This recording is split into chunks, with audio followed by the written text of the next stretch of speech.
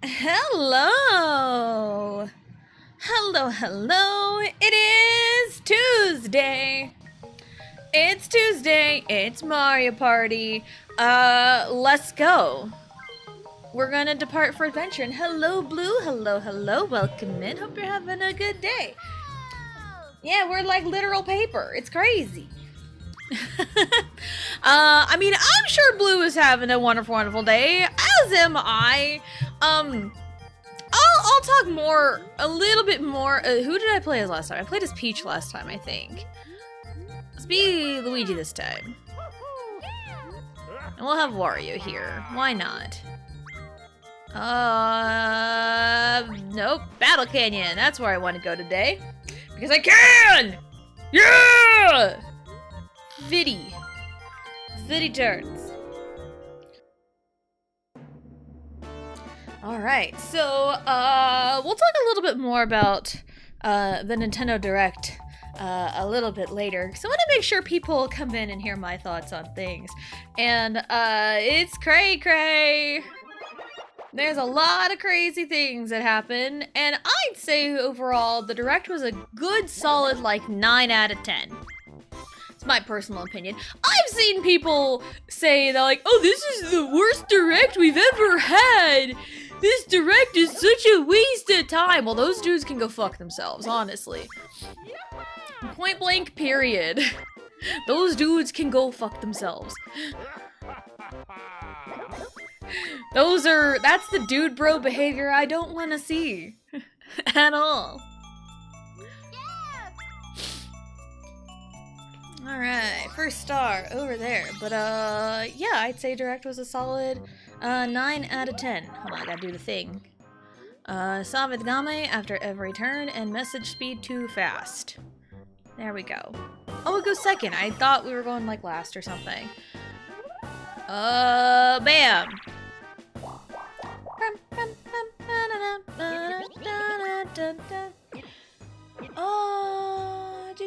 Generally the best day I've had in the last week, easily. I bet. Oh no, that's the worst possible spot. I don't have money. It's the first turn, I don't have money. I do kind of now. Kind of forget to come home. I'm gonna watch the Direct with him and my friend who got me into that game together later. Let's go! People are always gonna say it's the worst Direct. There's literally, factually, no way for this one to be the worst Direct. Is it okay to mention specific reveals? Do you want to wait till later? I will wait until a little bit later, because I have specific thoughts and feelings on certain things. Worst, not first. I understood you. It's okay. That's not the green tea bottle one. It's this one. I want the half-drunk one, not the full-drunk one. Wait, what? No. No. That's not how that works. I want the half-drink one, not the full one. There we go. Full drunk. What am I doing? I mean, yesterday was a very okay day. Nothing really interesting happened, just my mother-in-law coming over and picking up Allie to take her to her cousin's softball game last night. And then tonight marks a pretty busy week. Marks the beginning of a pretty busy week. Because Riley has a t-ball game tonight at 6:30, and Allie has softball practice tonight at 6:30. Luckily, they play their game in about the same area, so we'll be in, like, the same location. So, that'll be nice. So, I'm not, like, traveling too far between everything. So, but it's just gonna be real busy, because we got t-ball game tonight and Allie practice. Tomorrow is Allie's game, first home game.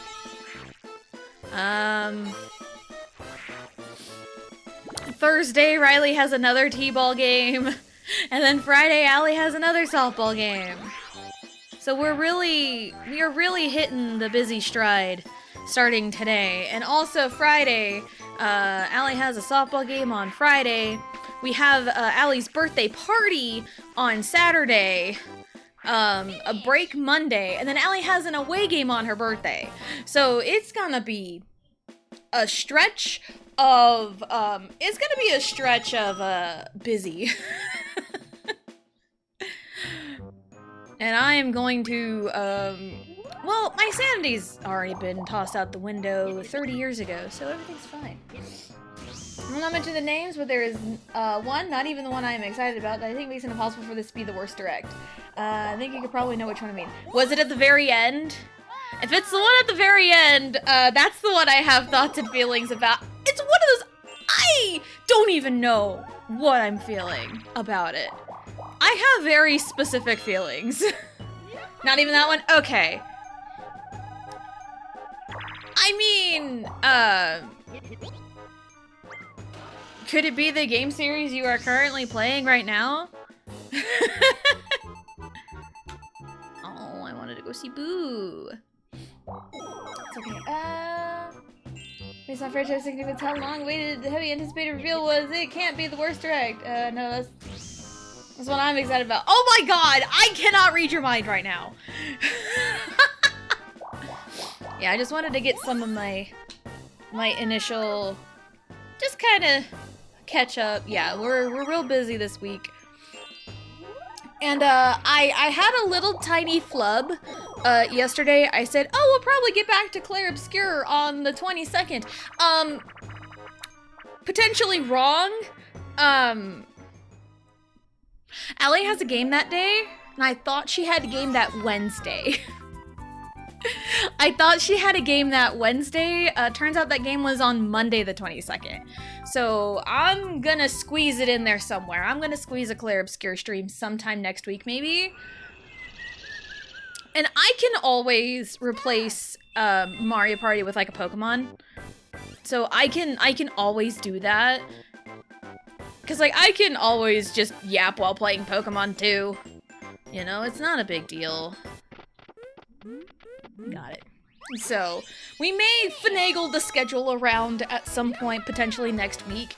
And also, I haven't set it in stone yet, because I'm still not entirely 100% convinced myself to do it, but I am thinking the 19th for community games.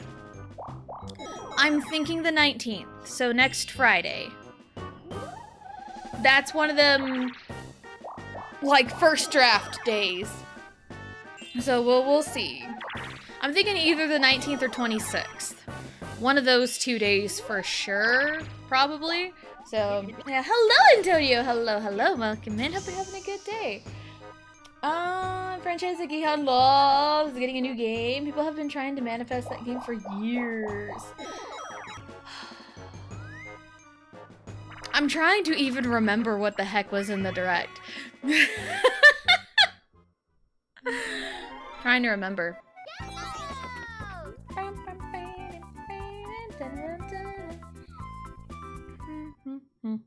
Alright. Probably after... Man, why does my cheekbone hurt?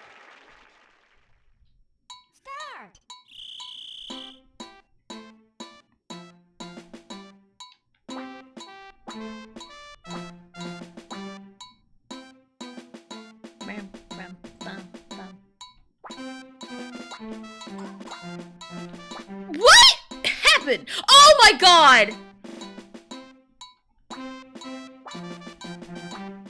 I was focused on Peach. What even happened? That's literally insane. I still won the game while I was focusing on Peach the entire time. It's because I played as Peach last time. We are Luigi today. We are the Green Man. We are Luigi. The Green Thunder. Oh my god. I cannot believe that. Our Twinsie wavelength has been broken. This is so sad. We'll get it back. Don't worry. We'll get it back. Okay. Let me entertain you. Bam, bam, bam. Let me entertain you. I don't remember how the rest of the song went, and I only know that song because it was on an American Idol game on the PS2 years and years and years ago that me and my sister played on all the damn time. Anyway, that's how I know that I'm spinning around, move out of my way. I know you feel it because you like me like this. I'm breaking it down, I'm not the same. That's how, yeah. Anyway, we're Luigi. We have to remember we are Luigi. The Green Thunder. Anyway. Okay, anywho. Boom. Land on it with our butt. The bootay, if you will. The Luigi bootay. Also, I'll have you know that while I was eating my lunch, there must have been some kind of crumb, part of a crust, something that like slipped down my throat as I was eating, because when I got done with my lunch, I was coughing like nobody's business. I almost died. That is an exaggeration, a hyperbole, if you will. And also, yes, it's, to my knowledge, it's supposed to be pronounced hyperbole. It's not hyperbole, it's hyperbole. That is like one of my biggest pet peeves. Because when I was learning about stuff in English class in like, third grade, it was hyperbole.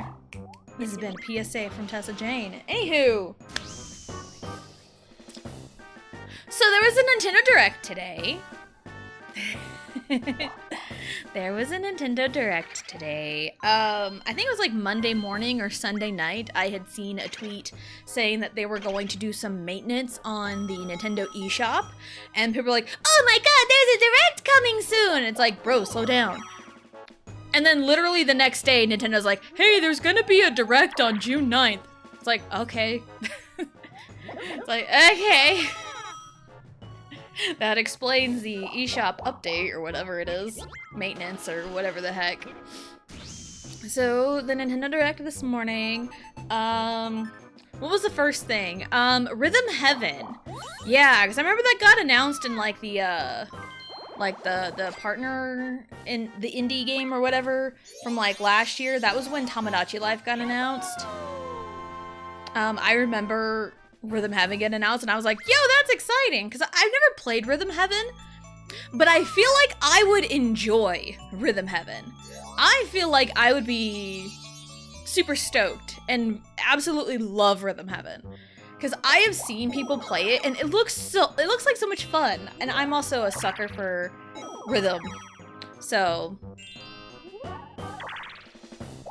I say that as I am still getting the hang of the combat in Clair Obscur.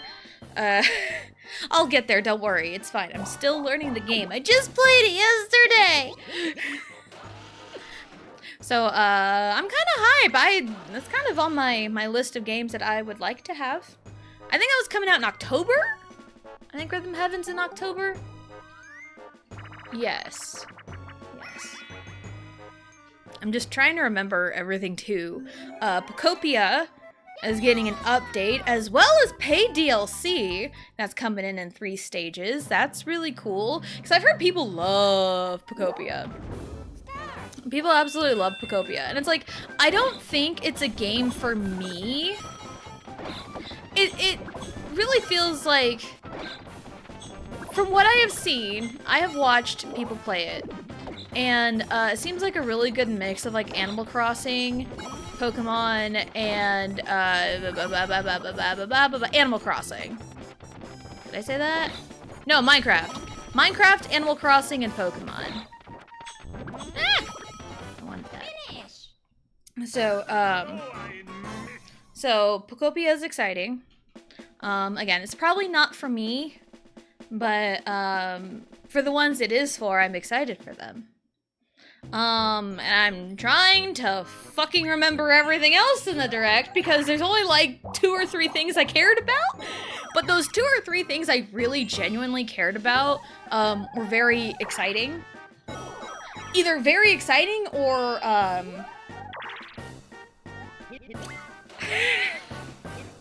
or either very exciting or I had big feelings about. So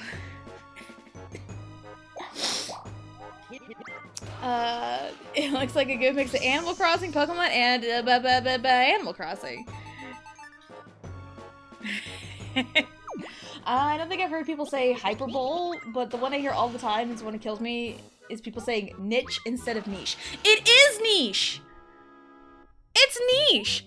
Now, the one thing that I know I say a word technically wrong, and it's one of those I know I'm wrong and I don't care, because it's one of those, hearing it out loud, it sounds better to me when I say a specific word this way. Yeah, it's one of those, it sounds better to me, even though it's not technically correct. And it's also one of those, I have always heard it like this. I have always heard the word said like this. And that word is, overarching. Ugh, that sounded gross for me to say. Ugh, I've always heard it as overarching. I have always heard the word as overarching. And I know it is technically wrong because it was bugging me one day and I looked it up and I'm like, why am I wrong about this? I have always heard it as overarching. I've always heard it as that. And there's no, I've seen people, like people with words, say it, you know, like real people, not like a dictionary. Say it like, I've heard it either way, it doesn't bother me. Like, I know what people are talking about when I hear the word, but I have always heard it as overarching. I know I have said it a bunch, on stream too, and I know no one's really like corrected me, quote unquote, but like, that is technically wrong. I am aware it is technically wrong, but it bugs me so bad because overarching sounds better to my ear than overarching.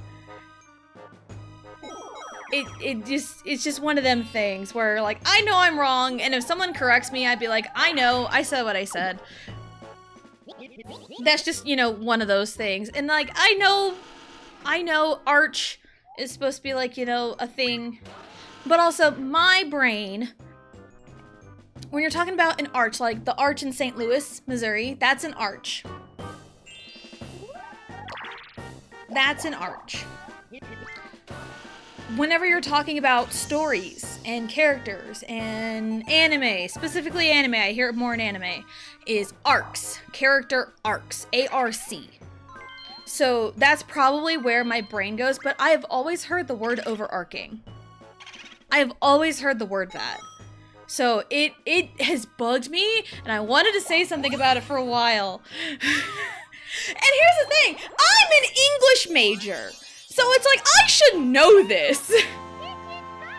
But it's like, English is one of the hardest languages to learn. It truly is. So, anyway, I see a bot. Thank you, Blue, for getting that.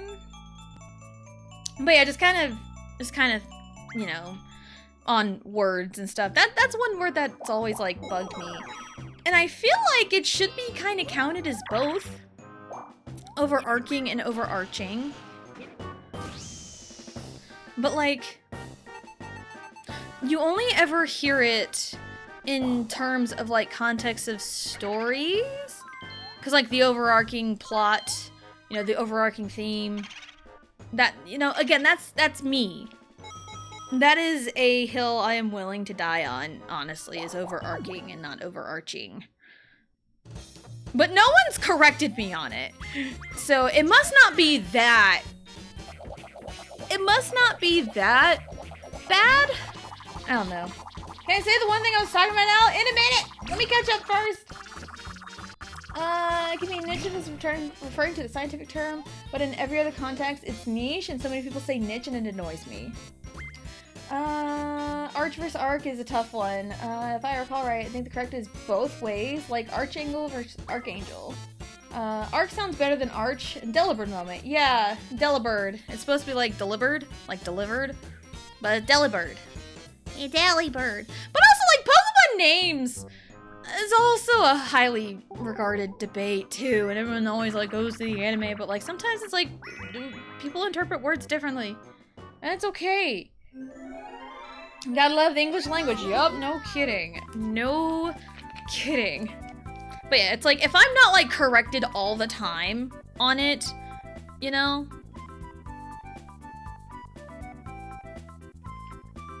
But yeah, with overarching and overarching, I have looked it up.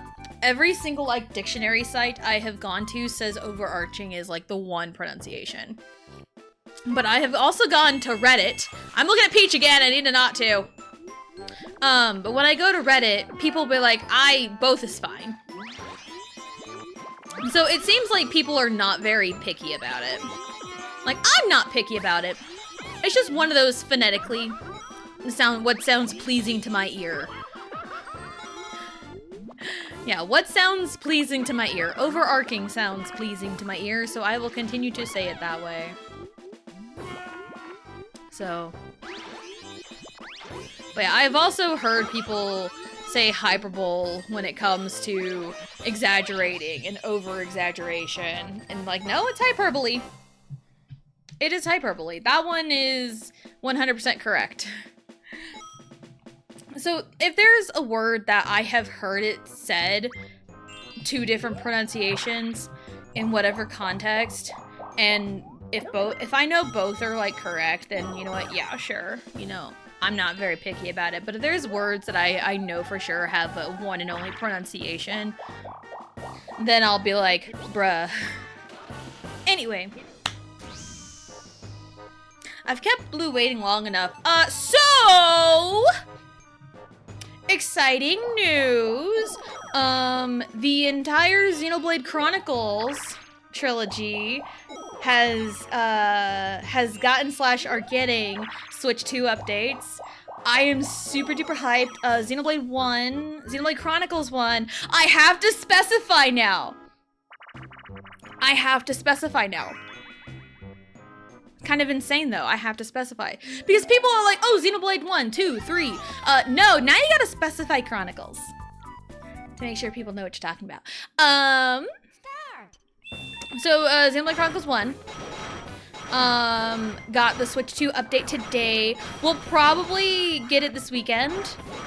And I've already seen a couple clips of voiced heart-to-hearts. And oh my god, they're so funny! They're so funny. I love them. I'm excited to experience it. Also, the fucking jet skis! Traversal is gonna be so much fun now. Especially on Aerith Sea or even like the Great Magna Falls. Oh, it's gonna be so fun. It's gonna be so fun. But yeah, they added new content for each game for the Switch 2 version. So there's voiced heart-to-hearts in Chronicles 1. There's the jet skis. There's like new armor and weapons too. So that's, and like, you know, new like modes and stuff. I'm excited. Just in time for Glorious Victor Charlotte. Exactly! You want to see me do that? Sub or gift a sub. Watch me suffer. Watch me suffer and also enjoy the Switch 2 version. It's gonna be really, really fun.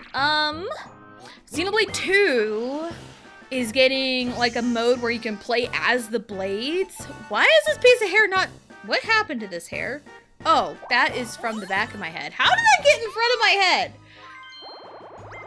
Anyway, I just had this like random curl in front of my face that's like, excuse you.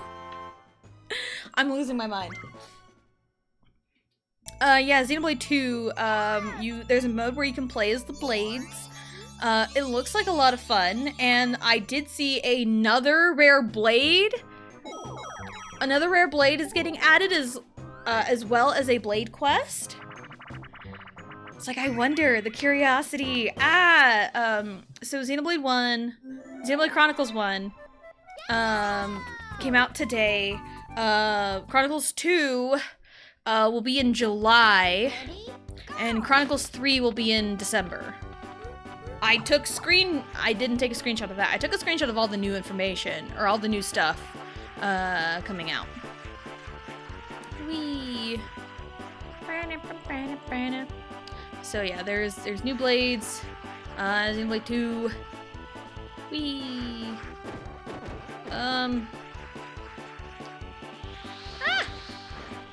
Xenoblade 3. There's like new modes. I'll have to look at my screenshot in a second after this minigame.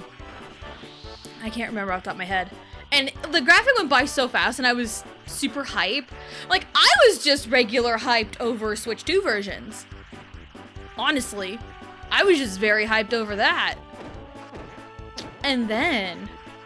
oh, man. Okay, so I'm going to use baseball logic here. Baseball, softball logic. So in a lineup, in a batting lineup, you have your leadoff hitter, your 2-hitter, your 3-hitter. That was Xenoblade Chronicles 1, 2, and 3 Switch 2 version. Solid first lead. And then your 4th batter is your cleanup hitter. That's your best hitter on the lineup. And they're there to clean up the bases, like hit a home run, hit dingers. So we have the first 3 batters, quote unquote, in Xenoblade 1, 2, and 3 Switch 2 versions. And here comes the cleanup. Xenoblade Genesis.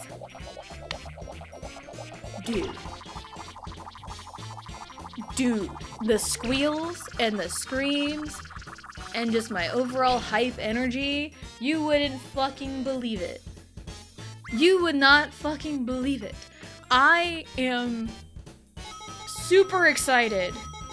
And it is Xenoblade Genesis. It is not Xenoblade Chronicles. I'm sure there will be illusions, because I've picked up illusions and vibes already.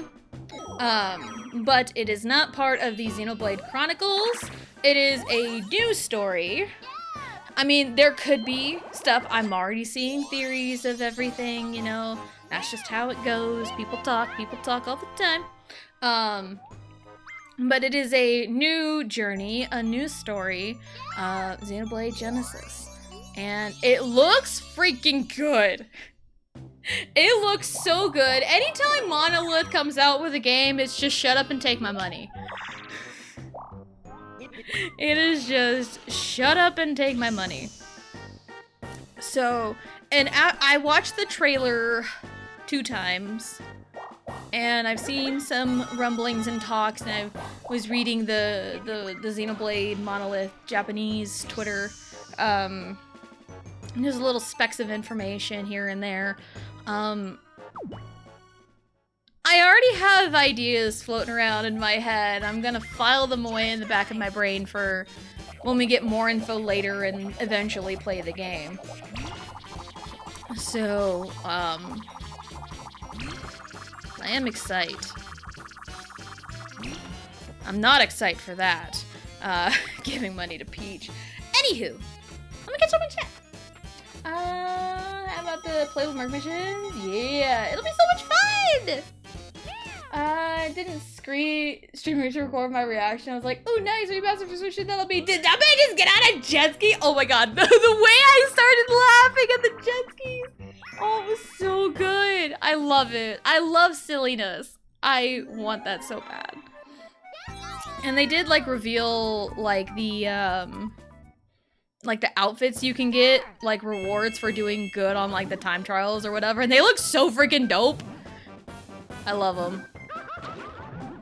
I love them so much. Ah. Whee.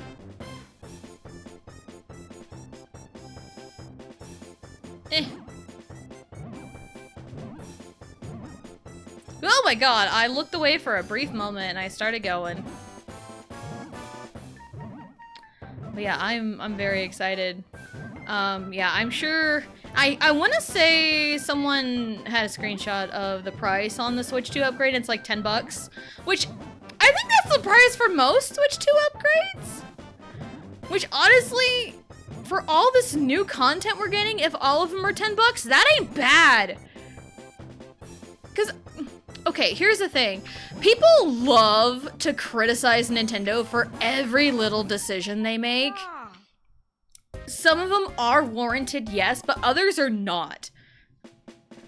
Like, dude, like the just in tandem with Pokemon as well, the Fire Red, Leaf Green, ports essentially for Switch and Switch 2. Everyone's like, why is it 20 bucks?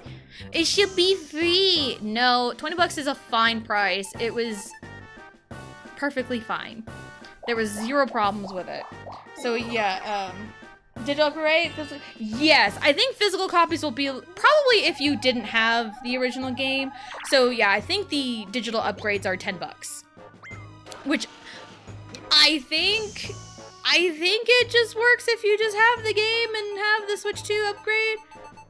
So I think it works if you already have the games. So like $10 for an upgrade ain't that bad.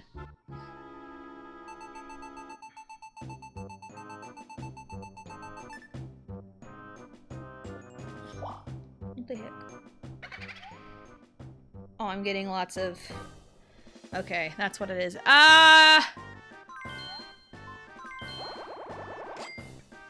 My group chat is going off for Allie's softball team, and everyone's liking all the stuff, and I get notifications for all that, and it's like, Anywho, yeah, I want to say the digital upgrades are 10 bucks, and I would imagine they're 10 bucks each.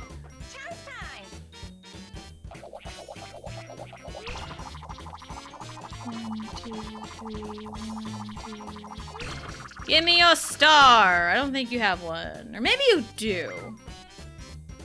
Maybe it was Mario that didn't have one. You do have one! Hooray! I did it!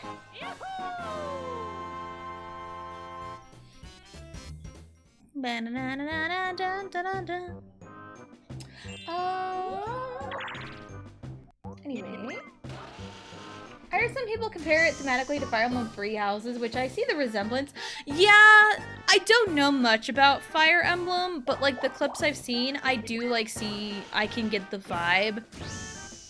It has that high fantasy vibe to it, which I'm not mad at it. Like different game series can have different vibes to them, but honestly, Xenoblade Chronicles really excels at the areas and like landscapes. You know, it really excels. It excels at that and storytelling.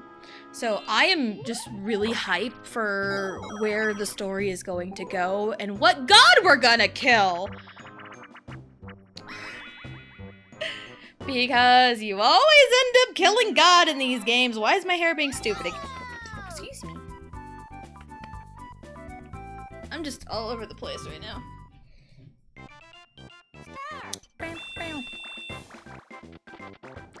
So, but that's also, you know, typical JRPGs. You always kill God. Whee. No! There. Did it. Losers. Anyway, Justice refers to creation of the world, which I think is a cool name to go for. Yes. And I've also seen people be like, oh, Xenoblade shouldn't have any religious thematics. I want to say Xenosaga had some religious thematics going on. I don't know much about Xenosaga, but that is just what I have heard. Take what I say with a grain of salt. And also, isn't the book of Genesis the first one in the Bible? The very first book in the Bible? Isn't that Genesis? I remember a song I learned when I was a kid about the books of the Bible. It's like Genesis, Exodus, Leviticus, Numbers, Deuteronomy. I don't remember after that. I was a child. I haven't... You know, it's fine. I did go to church Wednesday nights when I was a kid. I always found it fun. Anywho, but yeah, like... It's one of those, like, religion can be found, honestly, anywhere. But you can also, like, pull from, like, you know, religion to help flesh out a story or inspiration for stories. So it's like, I've seen a couple tweets kind of dogging on that. It's like, bruh. Like, dude, what are we doing? We're already nitpicking. Be happy for more Xenoblade. I'm happy for more Xenoblade. You guys should be too. I'm excited. digital upgrade. Only have physical 2. I really want to get a physical 3. I've hardly seen, well, maybe I've seen them more now, physical copies of 3.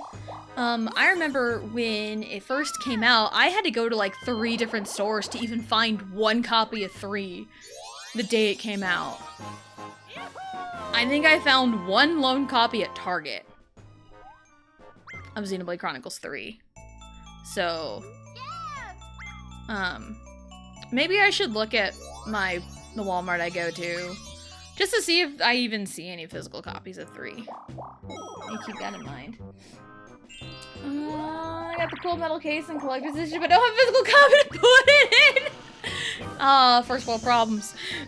I say that, but like, we should get you that. We should get you that. But your birthday is like a long time away. It's like 7 months away.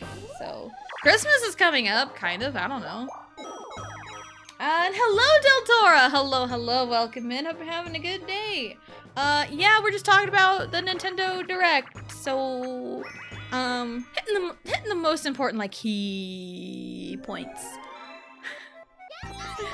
Because Xenoblade, that's why. Not good! We gotta change that. We gotta change that. Man, if only I had, like, a picture of Bridget to flash on screen.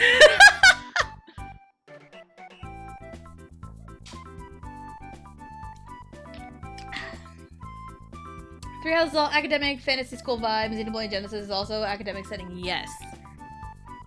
I'm very curious, because, like, just from, again, the trailer, I watched it twice. On the second watch, just kind of paying more attention to stuff. I'm like, I wonder how that's gonna play into it. Because I know how these games go. But who knows? We may be taken for a wild ride with Genesis, so I'm excited. Yeah. Brother, my guy, my dude. I've been waiting to hear Del Toro's reaction to a certain game. And there's a question today, what are you most excited for? We're talking about it right now. I'm excited for Xenoblade. Who says Xenoblade shouldn't have religious thematics? There's religious themes in every single Xenoblade game. Exactly! Exactly! That's why I don't understand. People are just criticizing shit to criticize it.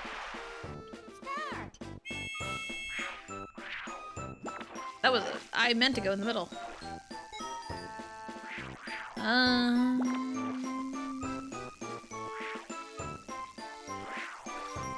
There we go.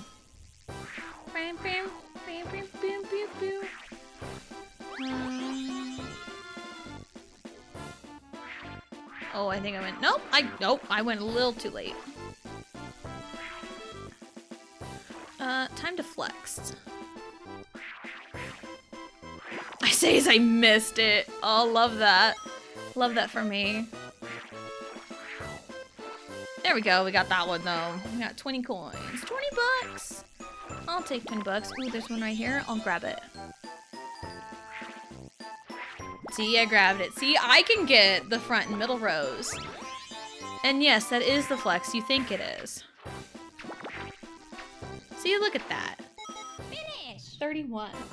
Ah, yes, Genesis is the first book of the Bible. Yeah, my brain's braining. It's probably why I remember so much, like, with music and, like, lyrics and stuff, because I remember there was a song I learned in church with the books of the Old Testament and the New Testament. Granted, I don't remember the New Testament. It's been a minute. I'm sure if I, like, looked up a list, I would remember the song, maybe. But I do remember the Old Testament. And we had, like, this book, and we had to, like, memorize verses and read the lesson and whatever, and then after that we did, like, the whole songs and everything, and it was fun. There's so much theology in Xenoblade, that's why I like it so much. Yeah! It's just good storytelling. And also, one of my favorite things is undertones in stories. in storytelling, because with like undertones, you can base something off of a specific thing, but like the specific thing can just be like the undertone, but the overall message still stays the same. Here's an example. From what I have heard, and I've seen different sources confirm this, but you don't really get it. K-pop Demon Hunters is kind of rooted in Christianity. But like you wouldn't get that just from the surface level of the story. And at its surface, it is a very damn good story. But like when you do like a little bit of digging with that in mind, you can see like, oh yeah, that definitely makes sense. I cannot think of specific examples, but I remember seeing reports on that and like articles about it. And yeah, Star Fox, there was a random Star Fox Direct last month that Nintendo just like, hey, here's a Star Fox Direct. That happened. Hello, Johnny. Hello, hello. Welcome in. Hope you're having a good day. It's like when someone told Gihan there was no religious theming in Gundam. It was like one of the main characters is named Hallelujah. That is insane. Like, bro, Logos, Ondas, and Numa, the Trinity, they're the Father, Son, and the Holy Spirit? All three of them are essentially architect, artifices, and have halos. Yeah. Noah, like the guy who built the Ark, a place that contained the necessary blueprint of containing life, like Origin? Yeah. Yeah, that's like the whole like undertone there. But again, like on a surface level, you probably wouldn't like, you know, pick that up. But like if you, like, it's like once you know, and you understand where things can come from. You know, like that's one of like my favorite things. Oh, found it. So like I always want to be like, hey, on a surface level, you understand the story being told, the lessons being learned. But like once you know like the root of something and you have a deeper understanding, it like really opens up everything. So it's pretty neat. Question Day was announced the state of play, but wasn't sure to talk about it. I suppose you can talk about it. Talk about it. I've seen a handful of things in the like the state of play and Summer Game Fest and stuff. I've seen a handful of things. I don't really like sit down and watch those. I see things as it happens. Oh, there is a remaster of Rayman Legends, which I've seen Let's Plays on it, and it looks very fun. And yes, Until Dawn 2. Pterodactyl noises. It's very exciting, because I saw the trailer for that. I'm like, yo! So hype. And also peeping the Dr. Hill cameo at the end of that trailer. And Spyro 4. And, oh, shit. Is it Revelation? Yeah. Is that what they're calling the third one? Final Fantasy VII Revelation? Is that it? I literally saw a trailer last night for it, and I don't remember what it was. But yes, it's the third one for the Final Fantasy VII remakes, the trilogy. There was a couple things. We noticed a few things, and there's a new outfit for Tifa, and it looks really good. And we got distracted and missed a couple things in the trailer. Cause like, yo, Tifa has a really cool outfit. Anyway.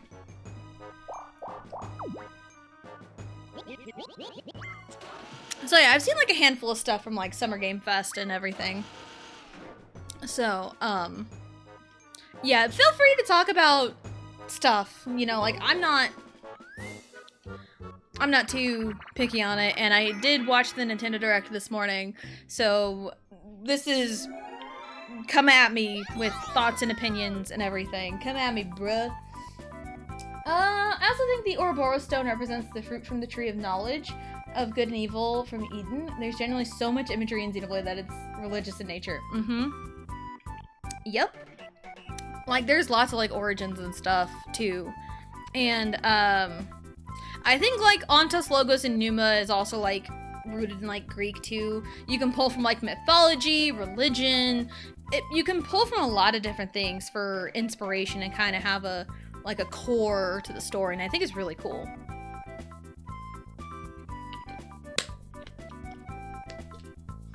Also, hello, DA. Hello, hello. Welcome in. Hope you're having a good day. Was that your first message today?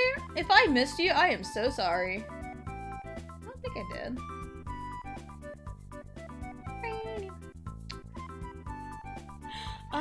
Should we all be Johnny? Never ask me this again. Dang, Abel.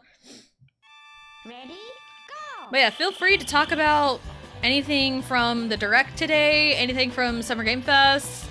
You know, talk about anything, because I want to hear everyone's excitement over things.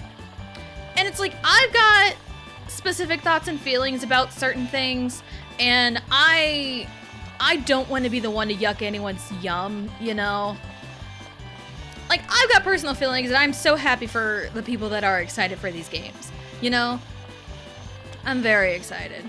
Oh, there is a, I don't know the exact context. I was seeing in Blue's Discord. There's like a remake of some Final Fantasy game that's in like the HD 2D. I love that style, by the way.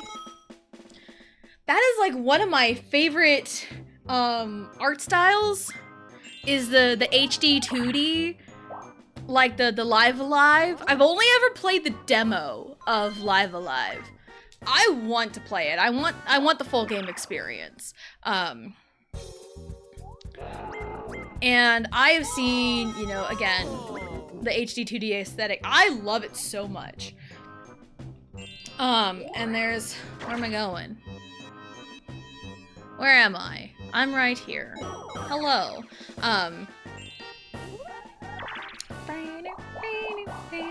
And there's like a whole Final Fantasy thing, and you can play as characters from the other games, and it just looks really cool. Now, here's one thing. I want so bad. I have only seen a Let's Play of this game one time, and I loved it. Also, Akira Toriyama for 2. You may see where I'm going with this. I want so bad an HD 2D remake of Chrono Trigger. I want to see it. I want to see it so bad. I think it would be really, really cool because so many people love Chrono Trigger. It's like one of the highest rated RPGs, I want to say. People love it so much. I want to see it. Mario, what are you doing to your brother? Let go of me. I said let go of me. Not in there! Oh my god, Mario, how dare you. But yeah, give me an HD 2D remake of Chrono Trigger. Give it to me! I will buy it and play it. And like, I would even be okay with it being released on the Switch Online for SNES. I would be so okay with that too. I want a chance to play it. I want a chance to play Chrono Trigger. Please, Nintendo, please! Ugh. I'm begging. I'm like literally begging Nintendo, please. Boom. Alright, permission has been granted, yes! 100% permission has been granted to talk about anything about the Nintendo Direct, Summer Games Fest, everything. Talk about it. I want to hear people's thoughts. Don't be me. I'm excited for games every week! Oh my goodness. I think the sole reason you can't consider the Direct to be the worst at Kingdom Hearts 4. Yeah, and Switch 2 on launch, insane. Insane. Now, I'm not a Kingdom Hearts fan, but I'm still excited for Kingdom Hearts fans. You know, that's where my brain goes. Because, like, I feel like I would be so confused. Oh, I'm in control. I would be so confused and lost if I were to play Kingdom Hearts now and try to pick up the lore. I would be so confused.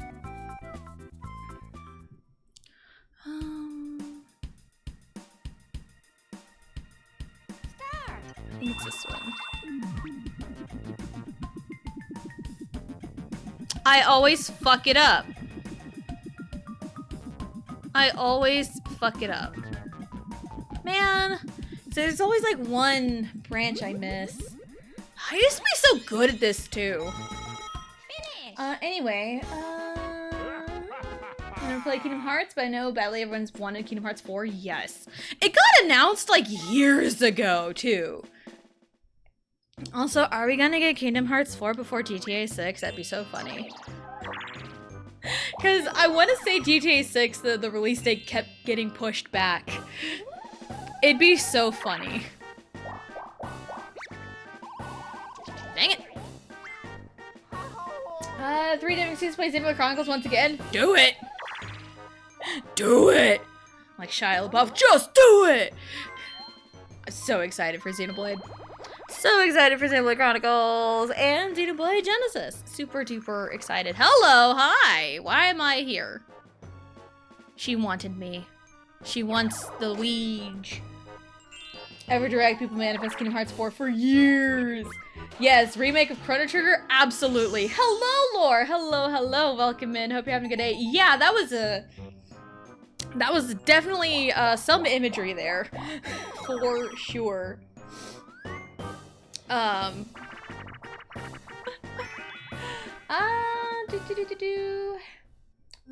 OC's so good. Sing Poser and Xenoblade, if I recall right? If I recall correctly. I think that's what that stands for. I see that everywhere. I have to look it up every freaking time. I think it is if I recall or if I remember correctly. Recall and remember the same thing. They're synonyms.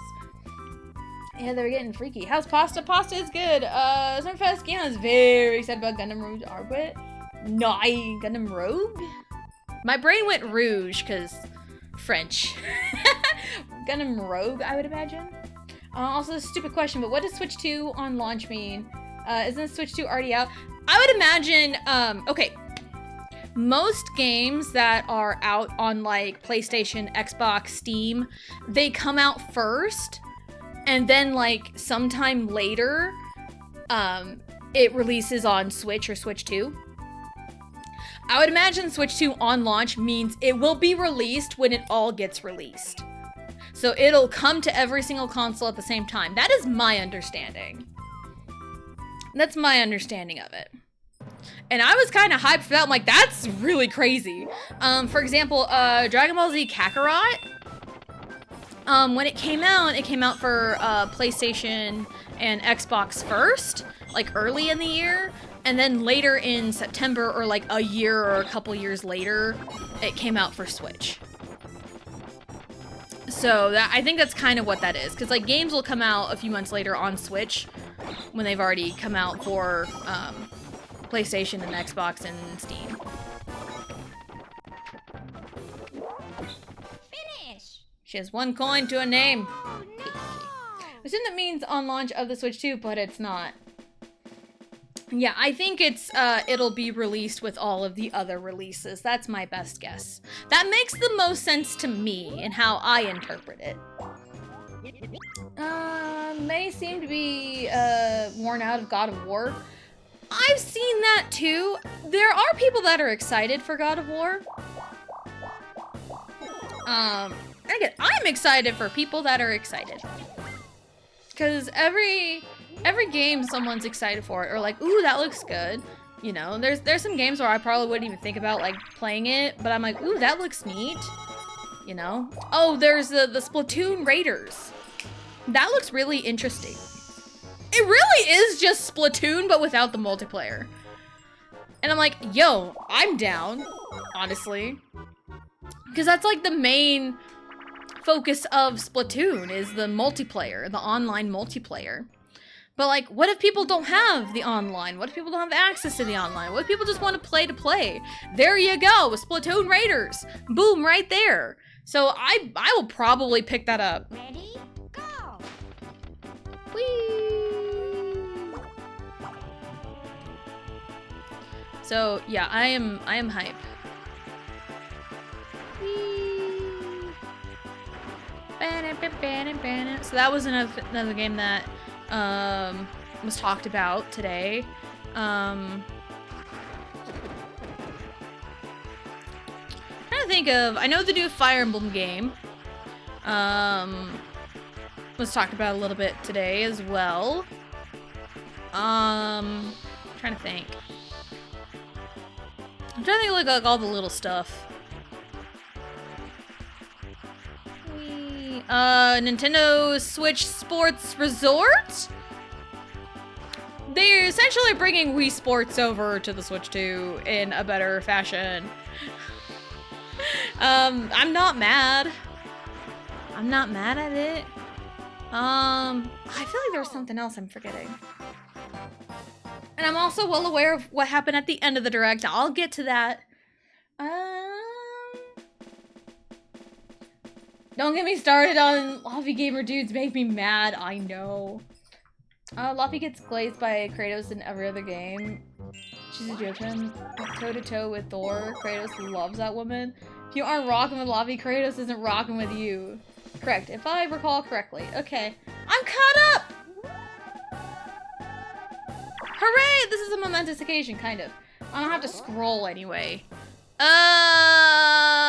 What's happening? Where is the star? Oh, it's over there.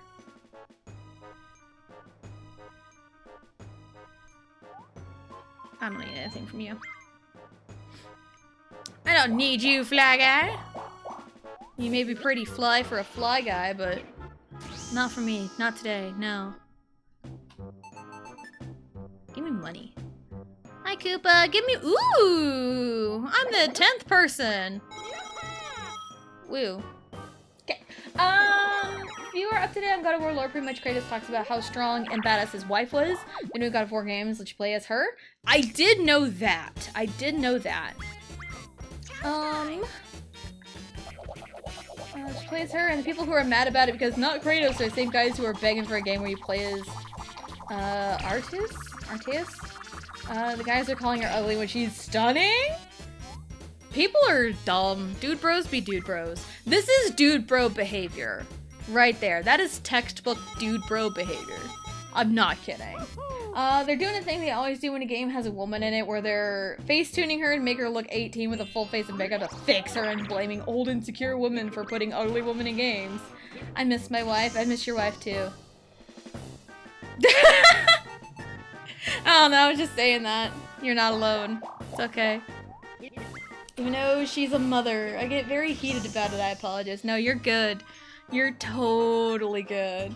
It's the whole, why does Aloy have a beard thing all over again? Didn't!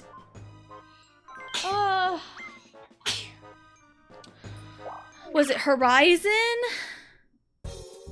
Wasn't there a female protagonist in Horizon? Doesn't she have, like, big red hair? I feel like I've seen... okay, gotcha. Yeah. I didn't know her name. I remember people being really upset over her, and it's like, excuse me? Just because, like, a woman isn't in your beauty standards doesn't make her ugly.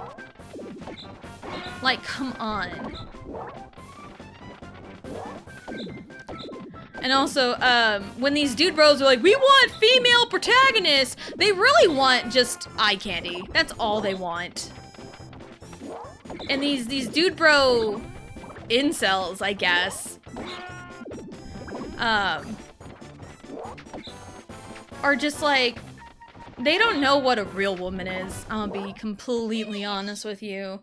They don't know what a real woman is, and it just makes me so sad. Because these guys, these dude bro guys, ugh, I hate them. She had Peach for something that every woman has. Yeah. They want Stellar Blade. Yeah. Yep, they just want someone quote unquote hot. But granted, here's the thing, beauty is 100% subjective. Beauty is in the eye of the beholder. So, it's one of those, but I'm not gonna deter away from the fact that, like, every country, every community has, like, a like a beauty standard. Like there is an American beauty standard. It has changed over the years. There's a Korean beauty standard, which I think is kind of dumb, but, you know, there's beauty standards in Japan, India, you know, Australia. There's standards everywhere as a collective, like, country, nation, you know. It's just one of them fact-of-life things. But, like, we all find different things beautiful. We all find different things attractive, right? I'm sure someone finds Aloy freaking hot. I'm sure someone does. You know, and that is awesome. But all these dude bros want hot, skinny, blonde. Hot, skinny, blonde anime girl, or hot, skinny anime girl, or whatever. Big tits, you know. That's really all they fucking want. They want something to fat to. Which is absolutely stupid. There are plenty of hentai games out there, bruh, for like $2. If you want fapping material, go there! Let real gamers enjoy real games! Anyway, that has been my rant for the day.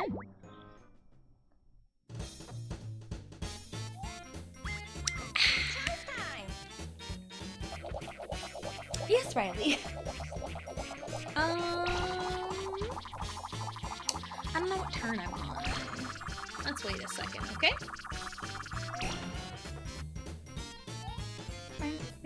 Alright.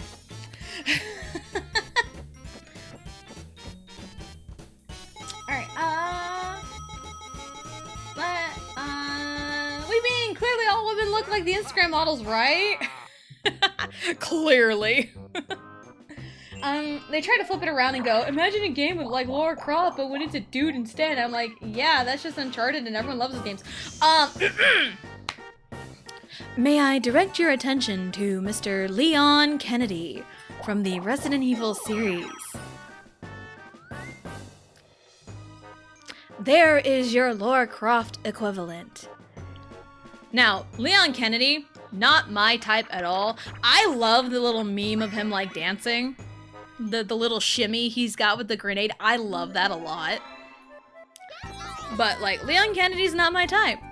But every freaking woman I have seen on TikTok has went gaga for that man. So there you go. There's your rebuttal on that. Lara Croft's objectively hot by pretty much anyone's standards, so it's not even a good example. Exactly. I'm sure both men and women think Lara Croft is hot. But she is also a badass who happens to be hot. Going to first, Descendant Solo Glide, I guess so. I do not relate to caring that much about a video game character's appearance. You know? Salute to ya. Like, why do people care? I mean, I care if it's a good design. I don't care about attractiveness. Unless that's supposed to be a big plot point or a big character point. Thank you. I'm gonna play this minigame real quick and check the number of turns. Ready? Go! I'm gonna be Ghostbuster. Yeah, I've always been like, I don't care about like attractiveness in characters unless it's like a big plot point to their character or character development. Like, an example of attractiveness being part of development is if, like, a character is, like, so up their own ass. They've been told they were beautiful their whole lives. Oh my god. And they were told they were beautiful their whole lives, and all of a sudden someone doesn't find them attractive anymore. And they go on this, like, soul-searching, and, like, that was, like, their entire personality, and now it's like... Oh no! Peach, just get up there! Oh my god. This has been a disaster. Anywho. But yeah, unless it's like a big pivotal point to the character, I could care less. That's just any media. Finish! I totally agree, which is, God of War thing bugs me so much. No one complained about Kratos not being hot enough, but as soon as his wife is on screen, it's all about how ugly she is. Yeah. That's just double standards in the first place. That's double standards. If for one, if a woman is objectively hot,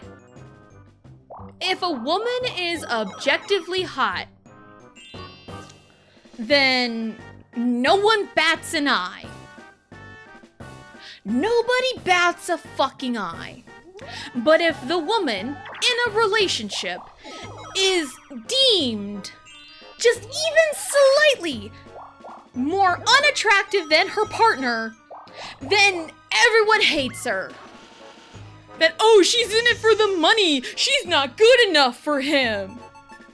It's so fucking stupid. That's such a stupid standard. Honest to God. It's so ridiculous.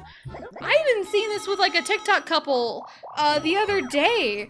And it's like, they were like, oh my god, she's like so unattractive. Like, why is she with this dude? And it's like, for one, they're like equally as attractive. And like, the girl is like, honestly, like conventionally attractive. Like, what are we doing here? What are we doing for real? Ugh, it bugs me so bad. It's just, again, box standard dude bro behavior. I cannot stand it. Yeah, like if the woman is hotter than the man, it's like, yo, you bagged a baddie. But when the woman is not as hot as the man, it's like, she must be in it for your money. She's a gold-digging bitch. It's like, dude. Again, beauty is in the eye of the beholder. Why can you not believe that this man finds this woman beautiful? Like, what are we doing? There's an automod for butt? That's funny.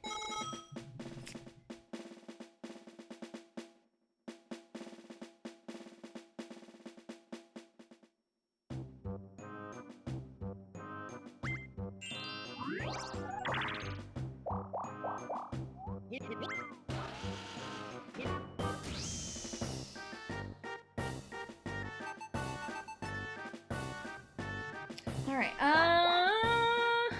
the fact that I had to try not to have my first Senate be horny as hell. I just wanted to use fun ice abilities and not have butt as my whole camera. That's funny. Leon, where? Point proven! Point proven. Anyway, I didn't know they added Leon to Mario Party. It's the way he's so competent, unbothered, and a dilf. The way he grunts in Requiem. Whoo! Blue is proving my point. Exactly. Honestly. Blaine Kennedy Whimpering compilation. Wait, this isn't Google! No! I landed in the wrong spot. Blue likes a man who grunts. Yeah, Blue just likes him hot. Being a woman is exhausting. Do you need help?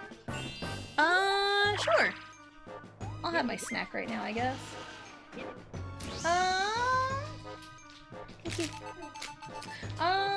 My kid's so nice to me. I guess for me, I don't think about attractiveness of fictional characters, at least not in the same way as a real woman, so all those sentiments are foreign to me. No worries, Johnny, you're totally good. Okay, Riley! Hey, careful of your, sit down. Just sit down, please.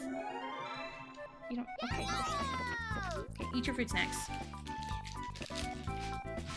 We're all eating fruit snacks right now. Don't worry about it. If eating during stream bothers you, then you're in the wrong place. I'm not saying you do that, it's just been a huge discourse even though it shouldn't be.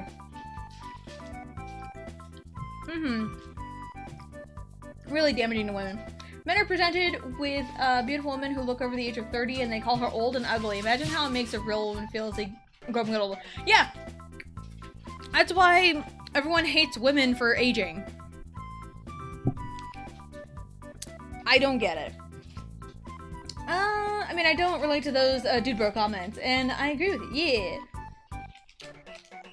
I like my characters with good story, personality, and character design, and none of those require them to be objectified, and doing so makes me want to play games less. Yeah. Yep.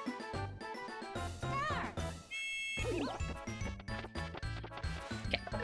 Women age like wine, and we have to stop pretending they age like milk. Honestly.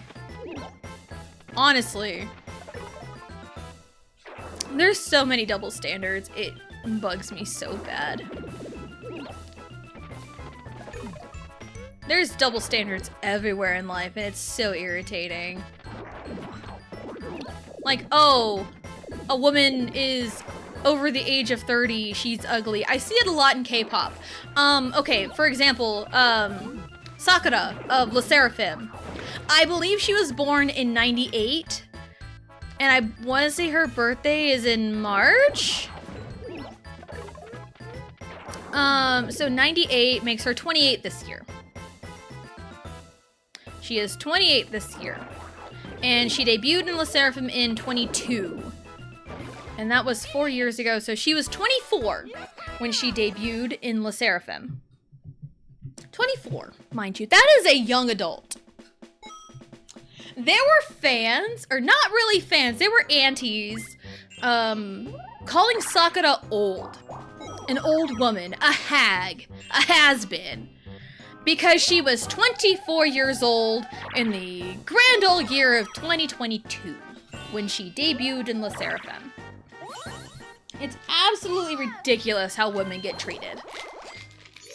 And fans complain all the time, like, we need more grown-up stuff. We need adult women doing adult women things. And when an adult woman does an adult woman thing, they crucify them. Absolutely ridiculous. Absolutely fucking ridiculous. Riley, you can sit in your chair.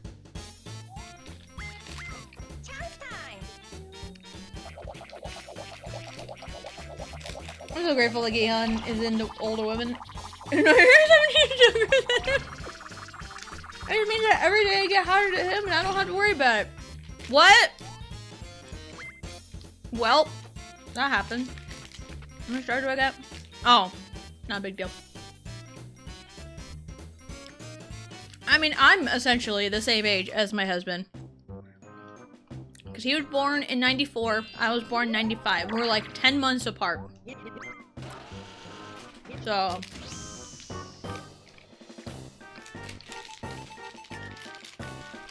And when I was younger, you know, my thoughts on like age gap relationships, they've changed throughout the years. It's one of those, as you get older, your stance kind of changes sometimes. Here you go, trash, please. But when I was younger, I always thought it was really weird.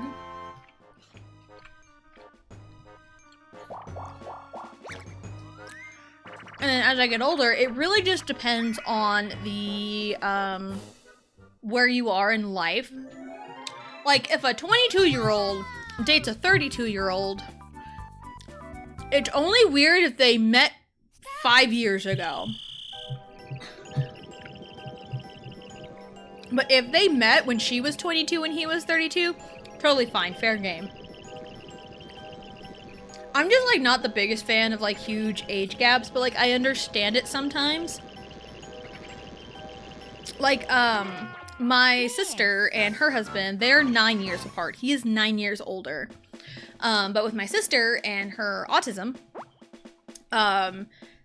she has always kind of felt like an old soul in a way.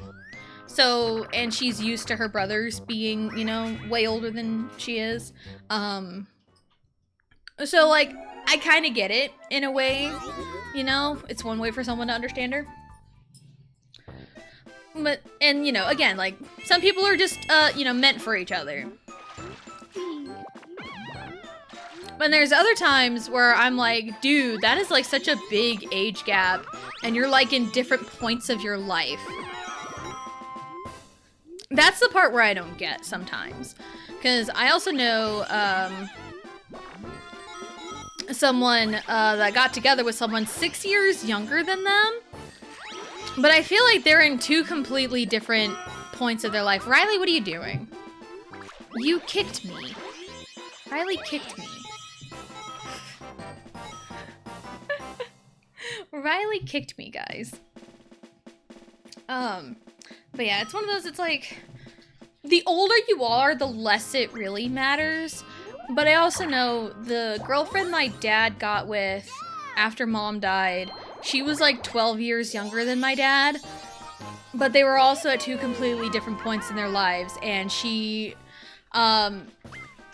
drained my dad of all his money. And there was no way he should have had any kinds of financial struggles. towards the end of his life, but he had a lot of struggles, having problems with paying on the house. And it's like, from the money he got from mom dying and all this other financial help he got from, you know, the brothers and everything, there was like literally no way he should have been in any kind of financial trouble. But this girlfriend that he had wanted to go on trips, wanted to go partying, wanted to do this, and that, and she drained him of his money. That is a gold digging bitch. I'll be the first to say it. That is a gold digging bitch. I don't care. No one liked her anyway. But, my dad was always too nice for his own good. So, yeah. But, can't change the past, unfortunately, so. Anywho. Also, an older man, so it works for me. Yeah! Oh, it's me. I wasn't paying attention. It's fine. I gotta do it again.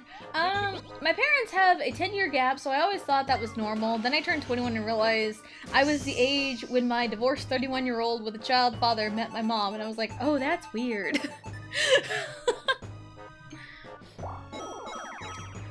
Cause I was like, yeah, I don't know about getting with a 31-year-old with a kid and an ex-wife.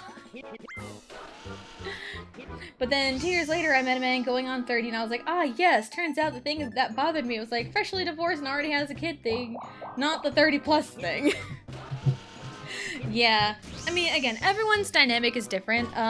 When my parents met, my dad was single, whatever, and there was a girl he was like talking to at the time before my mom or something, and my mom is essentially fresh off her second marriage. She had been married twice beforehand, before she met my dad. I want to say her first husband turned out gay. Her second husband abused her. And then she was with my dad for till the end of her life. Dude. Finish. So, yeah. So my parents got married in 1980. So, and mom died in 2016. So there you go. There's some good old Tessa Jane backstory. And then she sold Gihan to the mail. Yep. She sold Gihan to the post office. He became a Rito. Speaking of Zelda, that's one thing I have not mentioned at all so far, because it's the one thing I have big feelings about. Zelda! This is one where I am still not sure how exactly I feel. Because, like, once this game comes out, and we get it and we play it, my stance will probably change. But as of right now, I have big feelings, and my big feelings are rooted in a lot of different things. I thought I'd rather be Twilight Princess, but it seems promising. That's kind of the stance my husband has too, because Twilight Princess is his favorite. 1, 2, 3, 1, 2. Give me a star. And also, over the weekend, or like a couple days ago, we were talking, and he told me he had seen some rumors online about an Ocarina of Time remake. And you want to know my gut reaction to that? Why? My gut reaction to an Ocarina of Time remake was, why? Now, there are a group of people very excited about it. I understand. I am excited for them that they're excited for Ocarina of Time remake. I think part of my discernment about the Ocarina of Time remake kind of stems, and I do not blame my husband whatsoever. He is not to blame for this. We're just on two completely different corners of the internet. He's on the corner where he sees a lot of Zelda news. I haven't seen a lick of Zelda news on my corner of the internet. Haven't seen it at all. So I had seen zero news, had zero knowledge of an Ocarina of Time remake. Never saw any rumors or anything.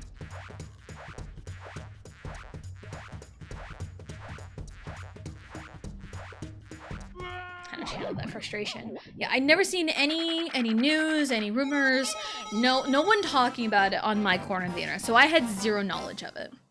And he essentially kind of jumped me with that information about, oh, hey, I've seen reports on an Ocarina of Time remake. And I'm like, why? And the reason of my gut reaction being why is Ocarina of Time is super accessible. It is extremely accessible. Most games that get a remake usually get them if there hasn't been like a re-release in a while, or it's not super accessible. Like even like Final Fantasy, like it, you know, has some port re-releases, but like they're just like straight up ports. You know, that's really it. But like, that's getting a whole freaking redone from the ground up. And I know Ocarina of Time, I believe, is getting that redone from the ground up as well. Thousand Year Door is probably the best example, because like TTYD wasn't very accessible. To find copies of it on the GameCube, it was stupid expensive. Yeah, it was stupid expensive, and I was very hyped because I loved the game, but it wasn't super accessible. It wasn't really available anywhere. Ocarina of Time released on the N64. It released on the GameCube, the Wii Virtual Console, the Wii Virtual Console, the Wii U Virtual Console. Oh my god, I'm doing terribly. And even Switch Online. It has been released everywhere. Even has a 3DS remake with updated graphics. So why is the only reason I can think, it's not only reason, there is a reason I can think of that Ocarina of Time is getting this rebuilt from the ground up remake. For one, it's Zelda's 40th anniversary, which I was expecting some big Zelda news, but I hadn't seen any reports on it or anything. Two, Ocarina of Time is the highest rated game on Metacritic. It is the highest rated game of all time. So I can understand how that is a good panic button. It was a lot of people in my generation, it was their first Zelda game. And it was the first one on the N64, revolutionized the Zelda genre and, you know, revolutionized the Zelda series. Implemented a lot of things that we have now in modern Zelda games. So it was a big deal. Ocarina of Time was a big deal, and I recognize it was a big deal. I recognize the impact it had. Again, my problem with the remake is, why do we need a remake when we can have something brand new? Or, you know, or we can have, like, a Twilight Princess even come to, like, GameCube on Switch 2. There's, like, you know, and I don't really think it's a lot of, like, oh, it wasn't what I wanted. I'm sure if I didn't know ahead of time, I probably would have had a little bit more positive reaction to it. And again, I do not blame my husband whatsoever. So if that's your takeaway from that, no. It's just, he didn't know, I didn't know. And I'm sure if he knew I didn't know, he probably wouldn't say anything. Because he was under the assumption that I knew, but I didn't. Which is, you know, totally fine. It is what it is. So again, once the game comes out, and we get it, and we play it, my stance will probably change. And I also think a lot of it is I don't have that special attachment to Ocarina of Time, like so many others do. I don't. I didn't play it for the first time until 2017. I knew hardly anything about it until 2017. So I never really had access to it. So I see Blue's going on BRB. I might go on a BRB because I need to go to the bathroom. I already had my snack, so it wouldn't be that long of a BRB. But yeah, I think a lot of it is I never had that personal attachment to Ocarina of Time that so many others do. And again, I am so happy for the ones that are very happy and excited. I'm happy for them, I truly am. It's just me personally, and again, my sentiment will change once we get the game. Because we will. We'll get the game. And we'll play it. And it'll be fun. It'll be an amazing remake. But right now,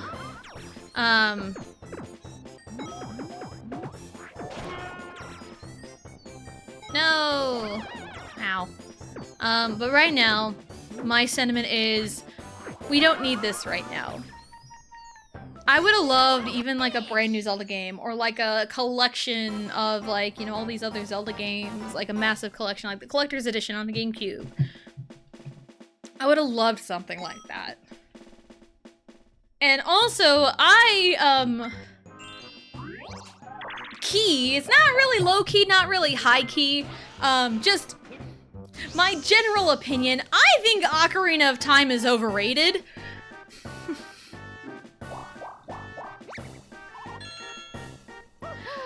I think it's overrated, in the sense of so many people hype it up as like the greatest game in the world, and I understand it was revolutionary for the time. Going back and playing it, you know, the story is good. The gameplay, I had some frustrating points with it. My thing is, I think it's overrated. There's better Zeldas out there. There are better Zelda games out there. And to go hand in hand, I'm in the camp of Majora's Mask is better than Ocarina of Time. Hell, Wind Waker I think is better than Ocarina of Time. And that is personal bias, I will tell you that up front. Yeah, my personal bias is Wind Waker's better. But also, objectively speaking, Twilight Princess is a lot better than Ocarina of Time. Even though Twilight Princess does pull a lot from Ocarina of Time.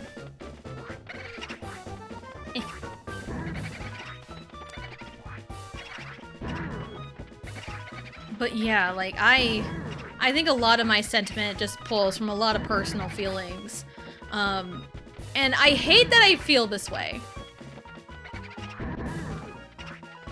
You can take care of that, right, Wario? Yeah, you got those.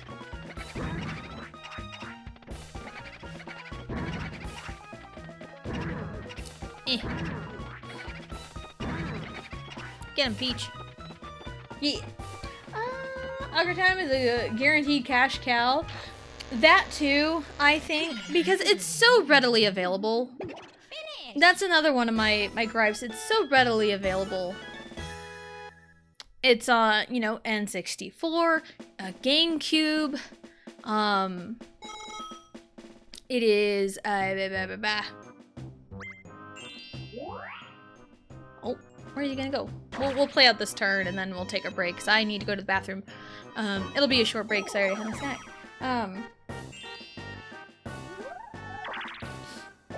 Never played Ocarina, but I've always wanted to, so it gives me an excuse. And that's totally fair. Like, that's kind of the camp of people that, you know, that wouldn't have access. Like, I know not everyone has, you know, the Nintendo Switch Online, because the expansion pack is how you get the N64, I believe.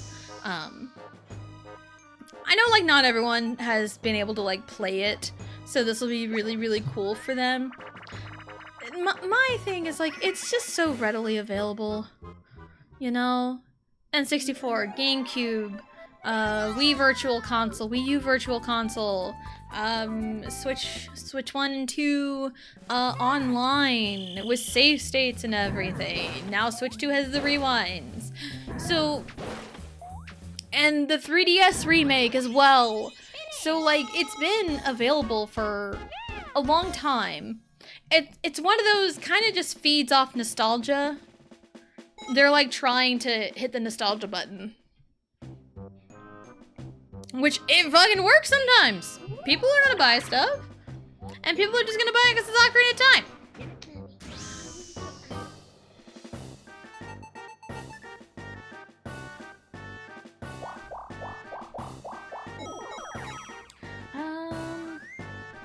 Gonna snack. I will BRB in after this turn. I would say my hot take is that I would have been fine with either Twilight Princess or Ocarina of Time, but I never had the means to play other versions other than 3DS and Switch. But I didn't know that was a thing and would much rather have a physical cartridge that I don't need to pay a subscription to play. Totally fair. I understand that completely. I totally understand. Ready? Go!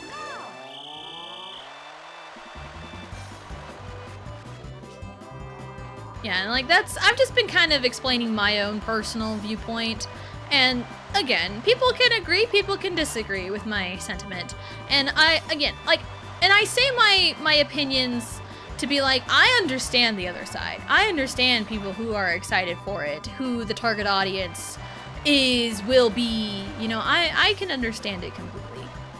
Like, I know there's probably a subset of people that have never played Ocarina of Time and would like to, and this is a great opportunity to. And it's like, yeah, you don't... I personally see the... Oh, I rolled a 1. Damn it, I tried. Keeps getting all these specialty blocks. It's fine. I personally see value in the expansion pass for the Switch subscription, and we have a family membership. So we have currently 4 accounts with it.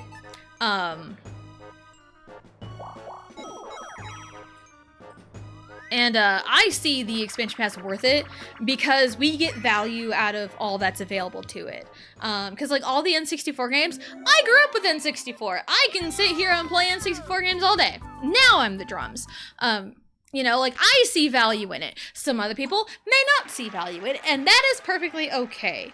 Because a lot of Nintendo games do not require online to play them to their fullest. The only like real exception maybe is Splatoon, but there is single player. There is a single player, but now there's Splatoon Raiders. So, if you want the chaos of like a multiplayer match in Splatoon, I think that'll definitely showcase it a lot. So, yeah, I can see people seeing value in the expansion pack and not seeing value in the expansion pack. And that's totally okay. Everyone is different. Okay, I've paused it now. Okay. So, you know, like, again, like if someone hasn't played Ocarina of Time or had it as a kid and never got to replay it, then this will be awesome. And again, I'm sure my stance will change once the game comes out and we see a little bit more of it and play it and everything. My stance will probably change. But right now, I have such mixed feelings on it. Like, I'm happy for those who are happy and excited for it. I personally am a little bit disappointed, but the little bit we saw, it did look really good. I'll give it that. It did look very good. And also peeping the Triforce on his left hand. Link never should have been right-handed. Hello, Roxas. Hello, hello. Welcome in. Hope you're having a good day. Right as I'm about to get up and go to the bathroom. But I had my snack, so it'd only be a short break. If you're completely fair, I wouldn't say I'm like excited, but I think it falls in that group of games for me personally that I would like a re-release so that I don't need to pay my life savings to get it. Totally fair. And I mean, like, even like a single member subscription, I don't think it's really that bad. But again, I'm not your keeper. You're the one that understands your money better than I do. So, but like, we pay once a year for the family, and like, we see worth in that. So, anyway, we're gonna take our break. It's gonna be a little shorter because I just need to get up and go to the bathroom. We're gonna take a break. We're going to get up, stretch, go to the bathroom, grab a snack, do whatever it is you need to do, and we'll be right back.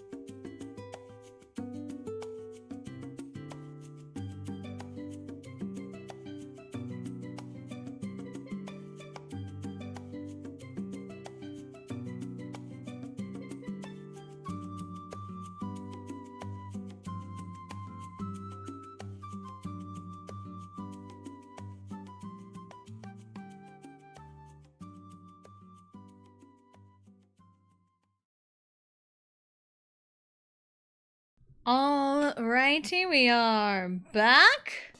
We're sleepy. That's not great. Alright, I did see your message, Roxas. Let me read it real quick. Hype Kingdom Hearts game series. Not on cloud version anymore. Yeah, that's also a big thing. Kingdom Hearts. Excite. Granted, I am not, like, I'm really not a Kingdom Hearts fan. But, like, I'm excited for Kingdom Hearts fans because, like, I'm excited for the people who are excited. That's how I am. So, yeah, again, I would say the Nintendo Direct was a good, solid 9 out of 10. The only, like, real, like, the thing that stops it from being a 10 out of 10, it's not Ocarina. I'm gonna tell you that right now. It's just kind of a lot of the things I'm just not really interested. A lot of, like, the little stuff I'm not super interested in. It all looks really fun. But they're probably stuff I wouldn't even think about or wouldn't remember much of. So that's probably my stance on that. Oh god, I did it again. I looked at Peach again. I need to stop doing that. I mean, would we have the same result if I had Yoshi instead of Peach? Yes. 100%. I would mistake myself as... Oh my god. What? My god, that was terrible. All because I liked the peach at the start. So yeah. My number one takeaway from the direct was Xenoblade. Xenoblade Chronicles 1, 2, and 3 getting Switch 2 editions. One of them being available today. And Xenoblade Genesis. I am super hype and excited. I am super hype and excited for more Xenoblade. Give me the Xenoblade. Anytime Monolith Soft ever makes a game, it's shut up and take my money. Shut up and take my money. Always. Xenoblade. Yes, absolutely. We love Xenoblade around here. Love, love, love Xenoblade. One of my favorite game series of all time. My favorite game of all time, I just got back myself. Because I talked more about Ocarina of Time after you went to get your snack. The TLDR on my big feelings is, it was already put into my mind because my husband had seen rumors beforehand and I never saw any of those rumors. But he didn't know, so he's not entirely to blame. So I already had a little bit of knowledge. It was a thought in my brain, which I didn't want it to be a thought in my brain. 2, it's readily available in a lot of different places. And 3, I think it just boils down to I think Ocarina of Time is overrated. And my stance will probably change once the game comes out and we buy it and play it, because we're probably going to be doing that. Because for one, it's Zelda, and I was texting Vegito about it, just kind of explaining my thoughts and feelings on it, trying to talk it out. One of the things he said was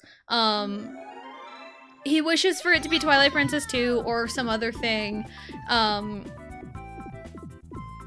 even with it being Ocarina of Time, there will be a traditional Zelda game on the Switch. Switch or Switch 2. And I'm like, you know what? Yeah, that's a fair point. And that's brownie points for Vegito. We're gonna have a traditional Zelda game on the Switch. Unless they absolutely change shit. I don't think they will. Because the whole bread and butter of Ocarina was the gameplay and everything. But yeah, we'll have a traditional Zelda game on the Switch too. And I think that's exciting. I think we need that. And that's where the parallel of,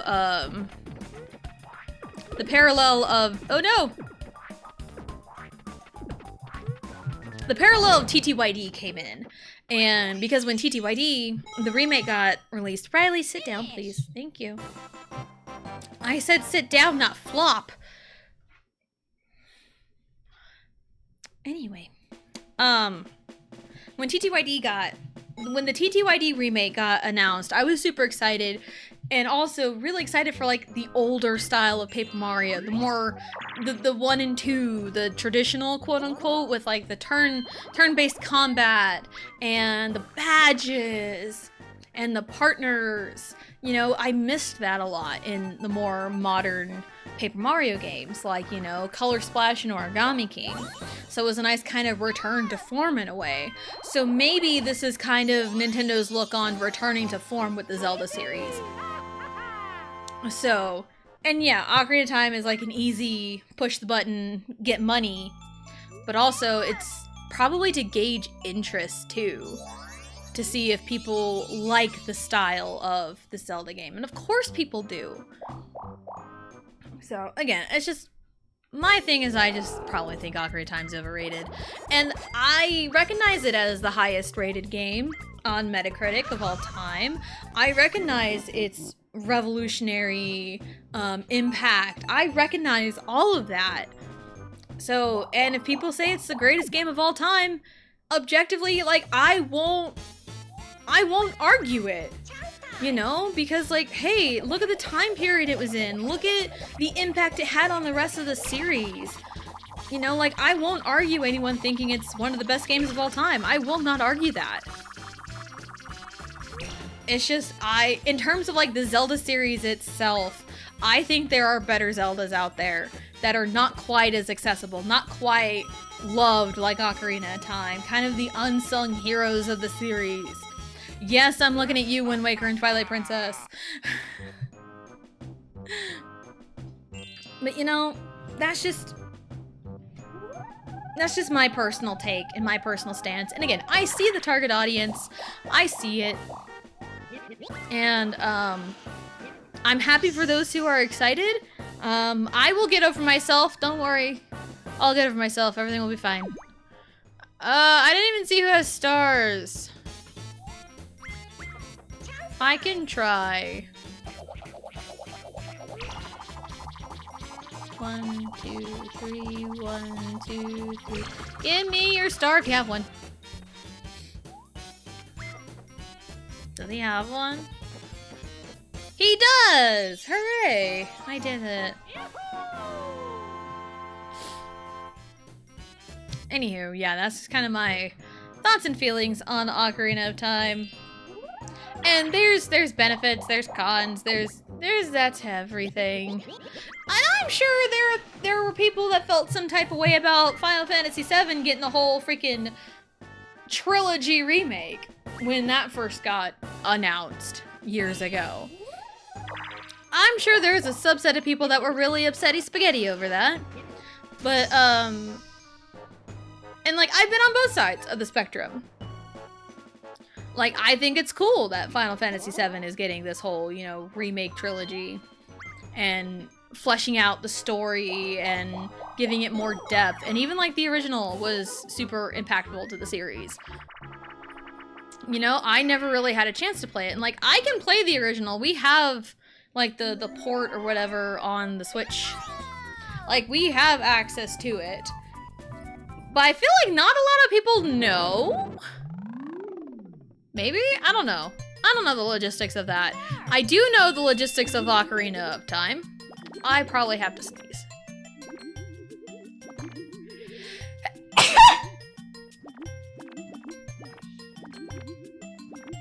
Yeah, that works. Excuse me. Thank you, Riley. So, yeah, I've been on both sides of the spectrum. It's just, whenever I see a game get a remake, my thought was like, oh, it's becoming more accessible to the people who never had it. And with Ocarina of Time, my brain is like, it's been accessible for years. Like, you know, but who knows? Again, my stance will probably change once we get the game and play it. And again, the little bit at the end of the direct, it looked fantastic. It absolutely looked fantastic. And it's like, I do wish we had Twilight Princess access for Switch 2. Like that, they also could have been like, hey, here is Twilight Princess for the GameCube online, and that would make me happy, honestly. Because I want Twilight Princess to be more accessible too, because Twilight Princess is also a fantastic Zelda game. So, yeah, and another thing I said was, I never played Ocarina of Time until 2017, when most people my age played it when they were kids. So yeah, my first experience with Ocarina of Time was in my adult years.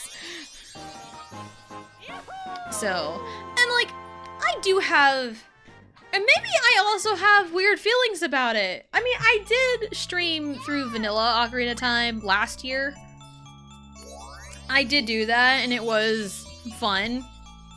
Just kind of a retrospective look into my mind. I started with, you know, when I started streaming, started with art, and then I went to Ocarina of Time randomizers. So like, Ocarina of Time is kind of a big part of my channel in a way. Because the first gaming bit we've ever seen was Ocarina of Time randomizers. And then,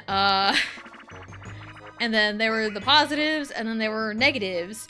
Because I learned some speedrunning tactics, some glitchless speedrunning tactics for Ocarina of Time when I participated in a speedrun race, kind of, for this month-long event on these X-Streamer Friends channel. And I had a lot of sour feelings about it. And also, I was streaming my practice run when that ex-friend jumped my case about spoilers about Final Fantasy. So, yeah, there's probably... That's a personal issue, honestly. That's a weird Tessa Jane specific problem. And it's one of those... Everyone has a personal story, positive or negative, about something. So, and there's kind of my negative personal experience. But overall, like, Ocarina of Time should sell well. And it'll also, I think a lot of the times they look at sales as gauging interest, but sometimes that's a good or bad, because one of the best-selling Paper Marios of all time is Sticker Star. And that is the worst game of the series. But when you look at pure numbers, you're like, oh, this is the greatest one of all time. No. It sold well because it was on the Nintendo DS. People were very mixed on Super Paper Mario. And they're like, oh, it's a new Paper Mario game. Will it be, will it, go back to the old, or will it try something different and be good? And it turns out it was bad. Nice. So, it's kind of one of those. If you look at pure numbers to gauge interest, that could be good or bad. You really gotta look at reviews. I've seen, people be like, if you want to really understand something, look at the negative reviews. Like, if someone's only problem with it is very minuscule, then it's like, whatever. But if someone's problem with something is if the super detrimental thing, then yeah, no. So...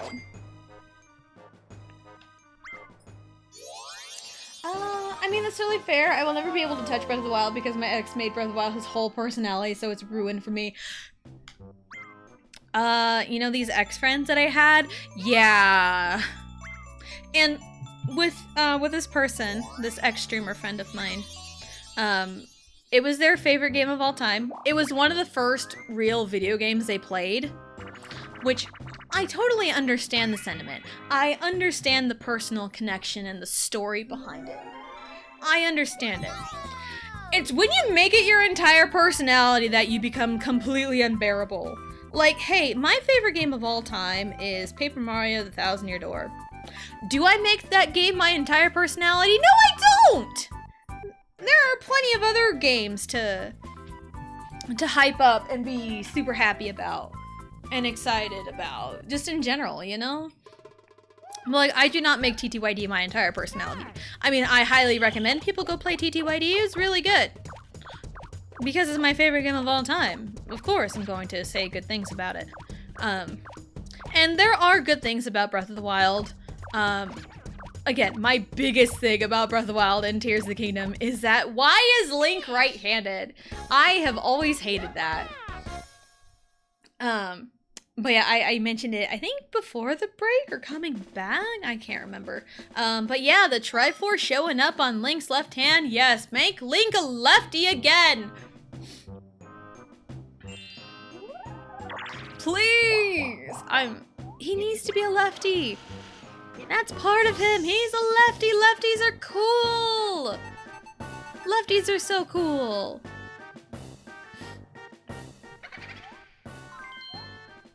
What are you doing? That's a choice. I miss pre-Breath of the Wild Zelda era. I do too. I miss it too. And again, like Vegeta said, I'm going to credit Vegeta with this one. We're going to get a traditional Zelda on Switch 2 with this Ocarina of Time remake. And I'm like, you know what? I'm in favor of that. I'm in favor of more traditional Zeldas. And I think we're past the phase of extreme, pure open world games. Like, they can work for sure. You have to find the right demographic for it. And with the right franchise, it can work too. I'm blocking you. Dude, I'm open. I'm open. Dude. Hey, I'm open. There we go. I'm gonna have to blow my nose. Yeah, the open world fatigue is so real. Xenoblade X did it right with its open world and how it went about it. There's other open world games that do it right. But there's just so many of them.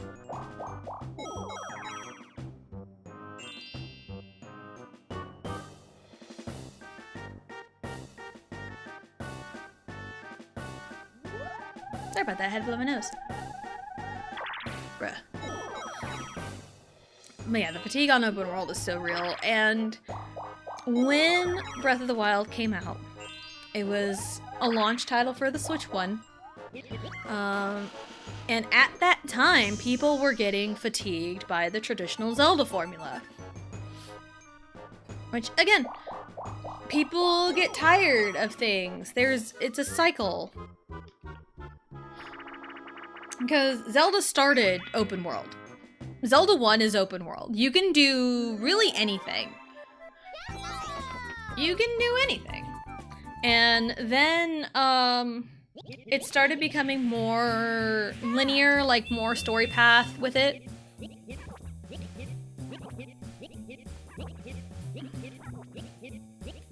And, that became the traditional formula for Zelda, and it became more linear. Oh, come on. Yeah, it became more linear over the years, and people were getting tired of the linear gameplay, the linear flow of the story. And then we get Breath of the Wild. It was a, excuse the pun, but a breath of fresh air for the series, and along with that, it became divisive. Why am I like this? It became divisive.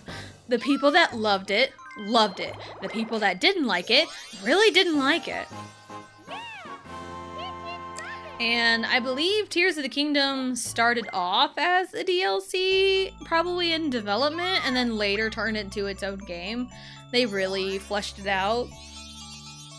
I will say Tears of the Kingdom is better than Breath of the Wild. I will say that 100% with my whole chest.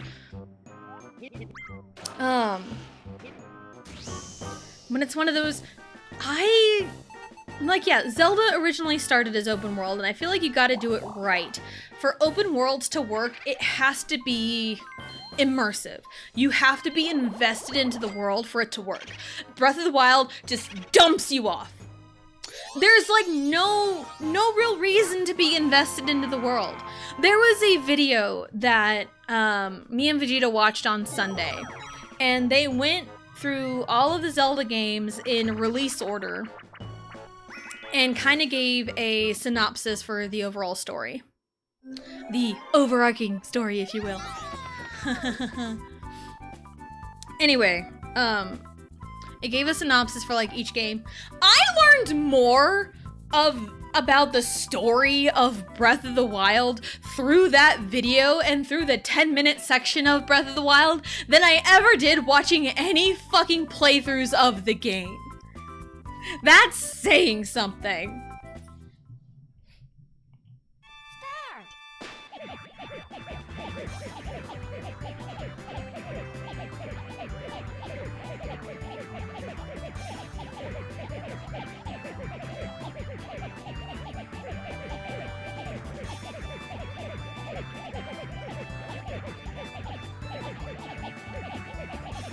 Sorry, I had to listen to music for that one to work. Anyway. But yeah, Yeah, I learned more about the story of Breath of the Wild through like a 10-minute subsection of a video than I have watching anyone play the game. I bet you if I ask just a casual fan of Breath of the Wild what the story is in that game, they probably couldn't really tell me. Which is so sad. If they really gave if they had an exposition of Breath of the Wild, like it just dumps you in. If it had like a little like beginning section like it did Tears of the Kingdom, then it would have been fine. Like if you played a little bit of it, if it kind of threw you into like the 100 years in the past, to like, you know, the decision to seal Link away for 100 years or whatever, then it probably could have been a little bit more intriguing. But no, it just dumps you off with Link waking up after 100 years. Like, why? And the memories that you need to like really understand the story, they're hard to find. They're really hard to find. So I just never understood. With Tears of the Kingdom, it helped give you direction. It gave you a story. It gave you a hook in the beginning. And you're invested from the beginning. And then when you get to the surface and you get your main story paths, like the dragon tiers, the dungeons, you know, when you get your pathways, you're given direction to go, to kind of, you know, pick your own pathway and learn more about the story. And you learn about the story through those pathways, and you can kind of do whatever you want on the exploration. Then you're just kind of free, but like you're given a direction. And it's like, I want direction in games. I don't just want to be left, you know, I don't want to be left out in the open, you know? Especially with a right-handed Link for literally no reason. I will die on that hill till the day I die on that hill till the day I die. Yeah, of course. 1, 2, 3, 1, 2, 3. Give me your star, please.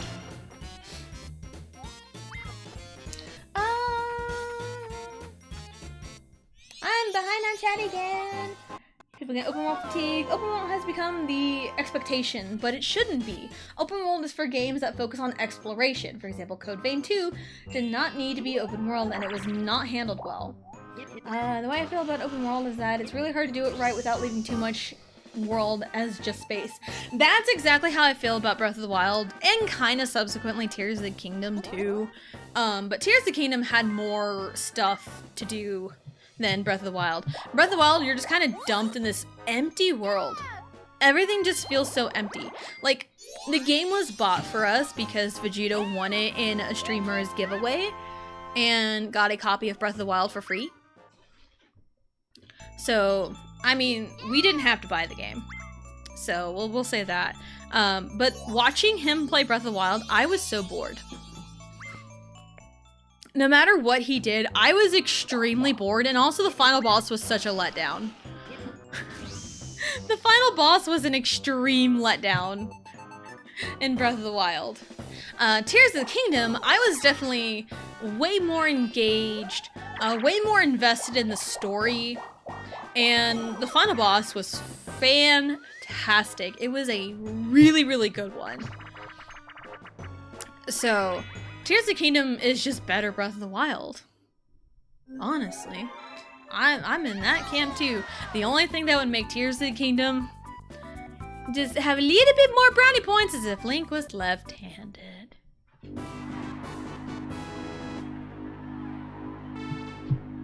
Ready? But yeah, exploration. If you want open world, it really needs to focus on exploration. Like, I think I see Blue say Xenoblade X. That's open world done right. Open world done right is Xenoblade X. And honestly, I didn't think oh man, I almost hit my record. I didn't think I would enjoy Xenoblade X as much as I did a year ago, because I'm not the biggest fan of open world games. And I think what helped is going into it, I saw I saw Chugga Conroy say about the game that you need to focus on exploration and characters and the side stuff. That's how you get like the full Xenoblade X experience, and that's kind of what I did, and I was so invested. And that's also the big key, is you need to get players invested into your world for them to want to explore it, for them to want to learn more about it. So that's the key to a good open world game, is you need investment from the player. And Breath of the Wild did not invest me. It did not. If exploration isn't a main gimmick of your world, like Elden Ring or Xenoblade X, you shouldn't be wasting all that time making it open world. Exactly! Is that issue conveying too? The world was so empty and whatever there was just the same 15 enemies recycled. Ugh, that's the worst. Never played Tears of the Kingdom and only play Breath of the Wild to play its story. Gotcha. Oop, let me do this real quick.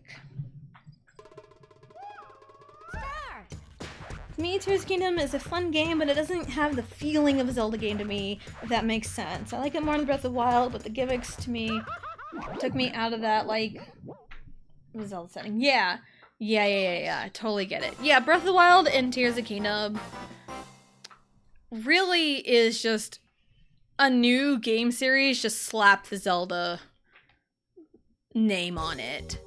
Like, you can change all the Zelda characters into like different people and it'd be fine. Honestly, I think it'd be a little bit better because it wouldn't have the Zelda name on it. So, I don't know, that's just me. There was so much focus on build and batteries, and while it's fun being able to build mechs, building a mech doesn't scream Hyrule to me. Yeah, the whole Zonai thing was definitely a choice, but I understand it, and that's really there to give players creative freedom, and like, you don't have to do it. That's another thing too, you don't have to do it. You don't have to build a whole bunch of stuff. It's fun! It is really fun, but you don't have to do it. You can find your own fun. If finding your own fun is building Long Bridge for every puzzle, then Riley, don't do that. Then go for it. If Long Bridge is fun for you, go for it. If it's not, go for it, you know? I'll always play Tears of the Kingdom of Breath of the Wild. Absolutely. Should I get Tears of the Kingdom? Yes. If you want to. If you want to, you should definitely get Tears of the Kingdom. It is very fun. To me, it's way more investing than Breath of the Wild. Even if you just do straight story stuff. The story is so captivating of Tears of the Kingdom. The story is definitely way more investing than Breath of the Wild, personally. So I would highly recommend Tears of the Kingdom. Like, the story of Tears of the Kingdom is up there with Twilight Princess and Majora's Mask. And I said this to Vegito after we watched that one video of, like, all the Zelda games. The only reason Zelda has short hair in Tears of the Kingdom is to differentiate between the two Zeldas of Breath of the Wild and Tears of the Kingdom. Because, like, it always bugged me that, like, there's literally no reason for Zelda to cut her hair short. And also, here's the thing, when people saw the Zelda with short hair, everyone's like, oh my god, yes, queen! And it's like, it's just a fucking haircut. To me, I think Zelda's better with long hair, but granted, I am a proprietor of the notion of Twilight Princess has the best character designs. I like brunette Zelda. Twilight Princess Zelda is so good and so badass. And this has always bugged me too. No shade to the voice actors whatsoever. No shade to the voice direction whatsoever. But I may get a lot of flack for this. I don't know what the general consensus is. I don't like Zelda's voice. I don't like Zelda's voice in Breath of the Wild or Tears of the Kingdom. If she had... It's one of those, it wasn't what I had pictured, not what I really had envisioned Zelda's voice to be.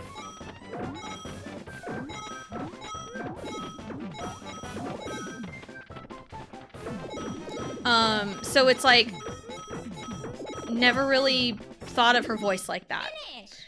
And maybe it's partially the British accent and partially the deepness of her voice.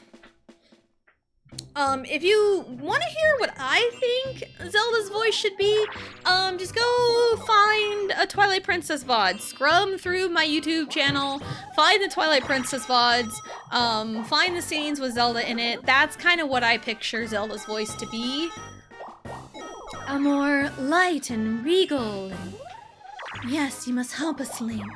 You know, like that kind. And not like, oh, the British. The deep British. Link, you must help us. That's not really what I envision Zelda to be. Like, hearing that voice, I picture a different character completely. Like, if I hear her voice, I don't picture Zelda. At all. And again, no shade to the voice actors, no shade to the directions or anything. It's just one of those, not what I envision, and it's like, I don't gel with it. I don't gel with it, and it just kind of makes me sad. I think I like it because you can engineer some crazy things. Blue engineering too. I mean, you can. Trebuchet, yes. Blue engineering at its finest. If no rockets, use 3 fans. And there's our question today. What are you most excited for? I'm excited for Xenoblade. Always excited for Xenoblade. Toxic trait is that I still don't know why the fans didn't go up. They were pointing down. Why did they go sideways? My SolidWorks froze. Oh no, I don't know when I last saved. Uh-oh. Hopefully everything's taken care of. When I crashed SolidWorks? I mean, Breath of the Wild, Zelda, and Link seem so different than previous Zeldas and Links to me. I think in, like, the timeline, Breath of the Wild and Tears of the Kingdom take place way after the events of the last parts of the timeline, and they all kind of converge together way later. So, I mean, it would make sense for them to be, like, completely different characters. But, like, again, I think I ranted about this once before, like, a couple weeks ago. I don't like the twinkification of Link. And that's coming off of Twilight Princess and Skyward Sword Link. Bro was a man! Give me men! Again, I think that just boils down to I'm not attracted to twinks. Anyway.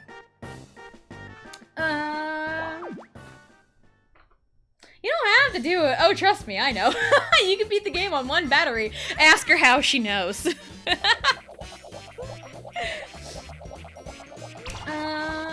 Just use a bunch of battery packs on a glider and fly into the store and skip the entire quest on Long Island. Easy! Love it. I remember Del Toro watching the VOD of that and just being like, what? Beautiful. I've seen bits and pieces of you streaming Tears of the Kingdom.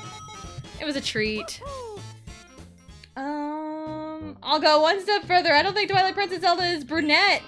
I think she's dirty blonde. No, she's brunette! I will die on that hill! I will argue you about it! I will argue with you about that! She is fucking brunette! Her hair is brown in Twilight Princess! It is brown!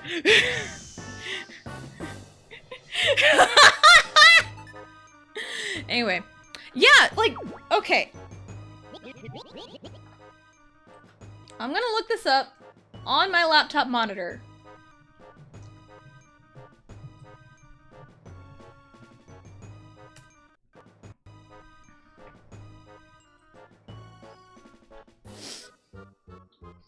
I mean, okay, the official art does have it lighter, but the in-game model, it is brown. It is brown in the in-game model.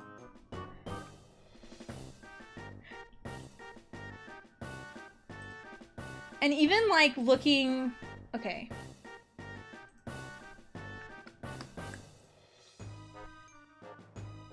Yeah, it looks very light brunette. Looking at it now. I know you can't see what I'm looking at right now, but... Yeah, it looks very brown.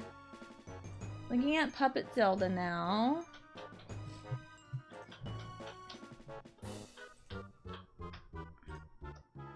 Yeah, it is definitely brown. And I know there's a whole argument about, like, what is blonde? What is not blonde? Oh, dirty blonde, dishwater blonde. I know it's a whole argument. I am well aware of it. I have always seen Twilight Princess Zelda as brunette. I have always seen it that way. And she looks good as one, personally. Like, it could be the lighting of the game that makes her hair appear that way. It could be. I'm looking at, like, different models or different pictures of everything. That is Instagram. I don't have Instagram. I don't want to look at Instagram. That's something. And yeah, the official artwork. She is very blonde. I just don't think that looks good. To round out the whole design, I think her hair needs to be darker. And also, even her Smash Bros. Design. Her Smash Bros. Design, she is definitely of brown hair. I'm willing to die on that hill. That is... Come on, I'm not a robot site. Come on.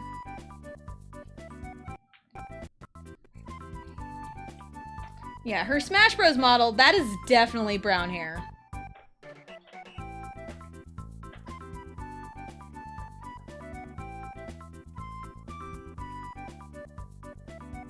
So, yeah.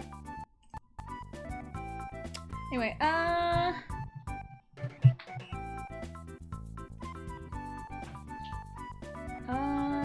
so rare to find dirty blonde representation. I thought Twilight Princess looked like me, but also I agree, British still does off to me. Too deep and too British. This is well, see you later, Blue. See you later, Blue. If the Order of Torna being played doesn't end our friendship, Zelda being a brunette does. I kid. I think I have only played 2 Zelda games now that I think about it. I've always wanted to play more, but I've only ever owned 3 Zelda games. I think between 2 of them, I couldn't figure out where to go in OG Zelda. Which games have you played? Which Zelda games have you played? I'm curious. Give me my non-yellow blonde representation. I do agree that it's darker in-game, but I think it's because of the lighting. In the world, Twilight Princess is really dark in general. I will say, though, if you think she's brunette, you have to say that I am too brunette, because that's exactly what my hair looks like. Okay, I've seen pictures of your hair. Your hair is lighter than that. Your hair is lighter than that of Zelda in the games. Like, you are a dirty blonde. Like, that is your hair color. I will 100% attest to that. My thing is, it's one of those, like, I think we just see the color differently on that. And I've always seen Zelda as a brunette. And I think a lot of it is also the Smash Bros. Model. Because, like, Smash Bros. Has her as a flat-out brunette. The Smash Bros. Brawl, oh my god, what am I doing? Smash Bros. Brawl character model has her as brunette. That was way too early.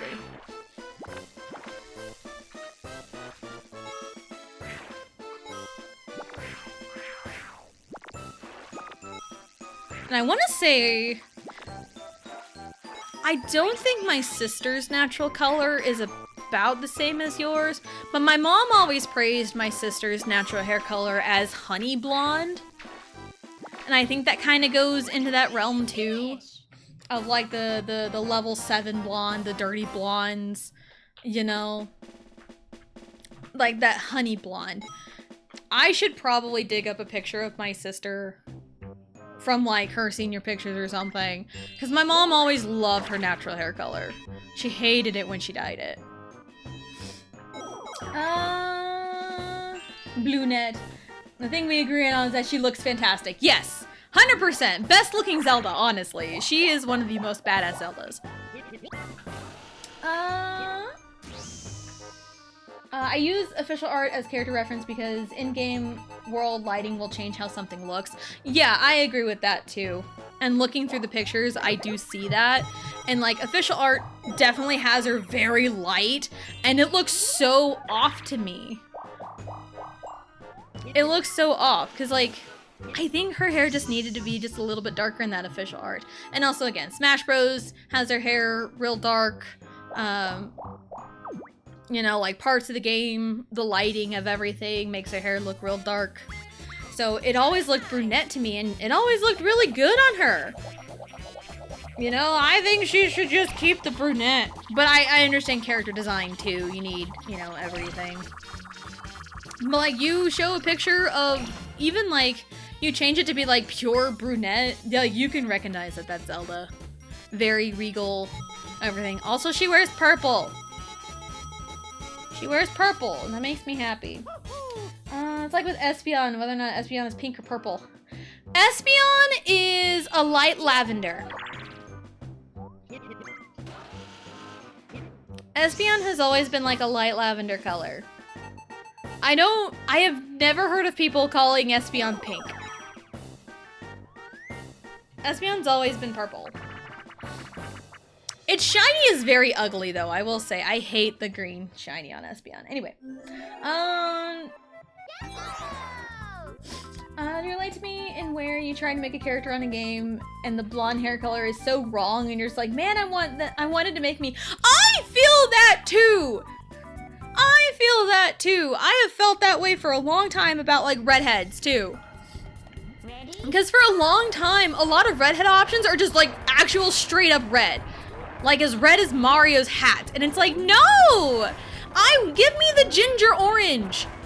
Give me a good orange, like, kind of copper color. Give me those. I don't want straight ketchup red all the damn time. That was my problem with a lot of Pokemon games for years. I did not get a good hair color to represent my kind of, like, orangey red until Legend ZA! Legend ZA! There hadn't been a good hair color option for me since X and Y! Like, come on! Kalos does it right. Why can't anything else? Because Sun and Moon, there's really no good red option either. I have to go with this really purpley wine red, and that's not red.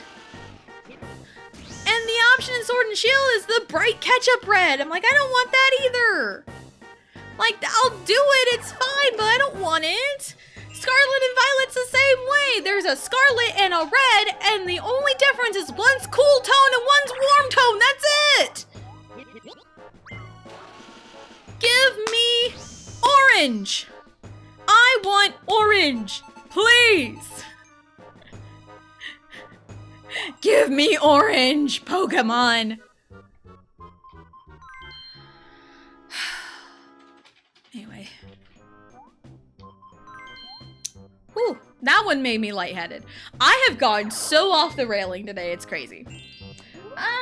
Let's watch Espeon's official art, and it wasn't even close to purple? Really? What do you mean?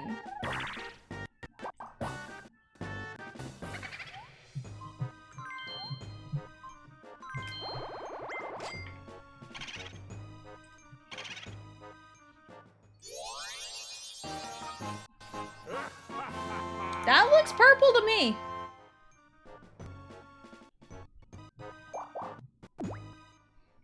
I'm gonna look up the difference. Because I know my laptop monitor and my phone are different. Let me find. Because, like, official art, that's purple. That is a very light mauvey purple all day long. Okay. Yeah, like that.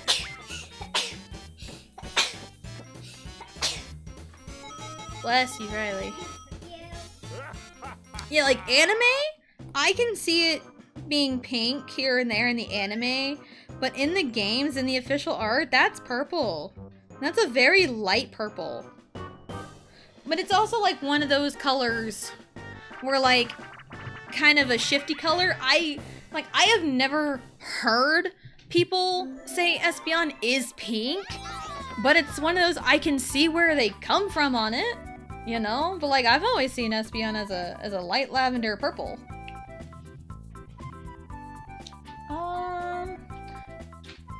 And then Lost Vine Media, we don't exist and it makes me sad. So kids, I taught Princess Zelda and was smitten by the design because she looked so much like me. Profile, 3DS1, Link Between Worlds maybe?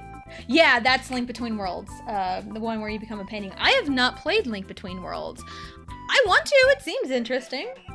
I tried the NES one a lot growing up, but got lost so often. Yeah, that's totally fair. Like, what do you... Okay, on the Swatch itself, I don't understand that. I'm so tempted to do that myself. But I also know, my laptop monitor and my phone show colors differently. Because I've seen a lot of times where I will look at a piece I've done on my laptop and be like, yes, everything looks so good. But then I get the image onto my phone and everything looks so different. It's like way more saturated and darker. I'm like, that's not right. Like that's the part that's I'm not understanding is how on a Swatch.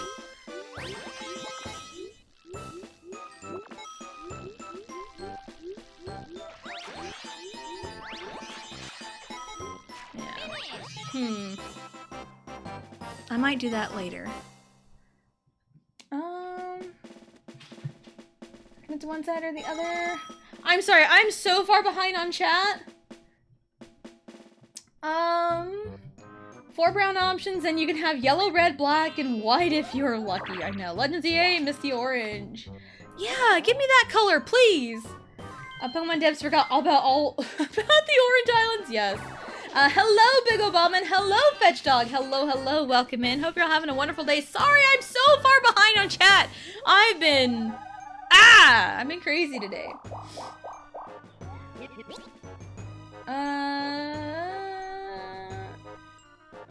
Strelizia from Kingdom Hearts is red hair? I'm not familiar with Kingdom Hearts. Exact swatch on the color wheel. I agree it looks more of a purple, but when you look at the exact swatch color wheel, was it red, purple? Okay. If you sent it to me on Discord, I will look at it both on my laptop. I'm gonna do this right now, just so I can have peace of mind. I'm gonna look at it both on my laptop and my phone, just to see and get the colors understood.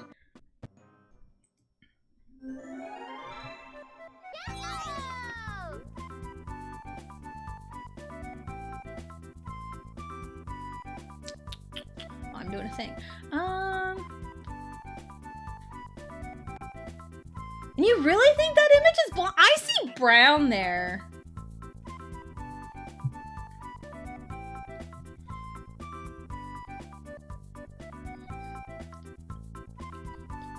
Okay, so here's the thing with the Espeon swatch. Whenever I pull to get purples, I pull from there. That's where I pull to get purples sometimes.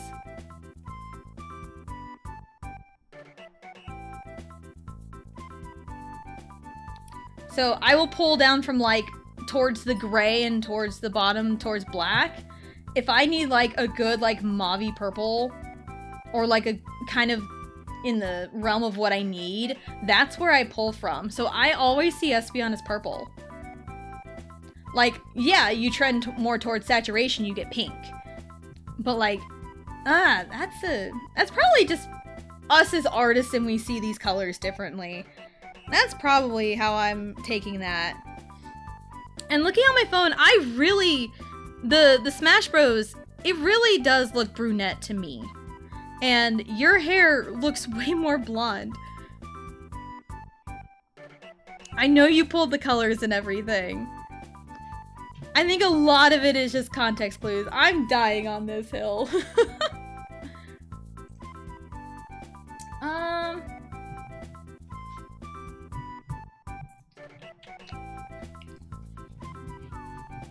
But yeah, like whenever I like try to use like purples, it really depends. Like a warmer purple, I dive into the pinks. Like if you need a warm purple, that's where you go. And that's, you know, usually where I see it. Ooh, money that way. I need money. I lost. It's fine. Man. Telegraph doesn't look that red, but the positioning on the wheel is very far towards red. As blue usually is. I know! Today's just been one of them days. Don't let Tessa catch up. No! You! What?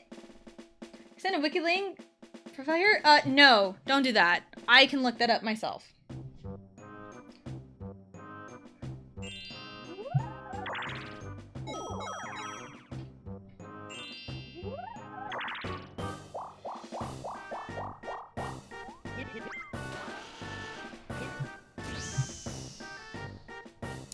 That is definitely strawberry blonde, which is in the realm of red. But yeah, like, give me more strawberry blonde. Give me more orangey ginger. Give me that in my character selections. Give me that. We need more ginger options. Sky's getting dark. Lovely. Oh no, I'm in danger. I'm in a lot of danger. I have a lot of money.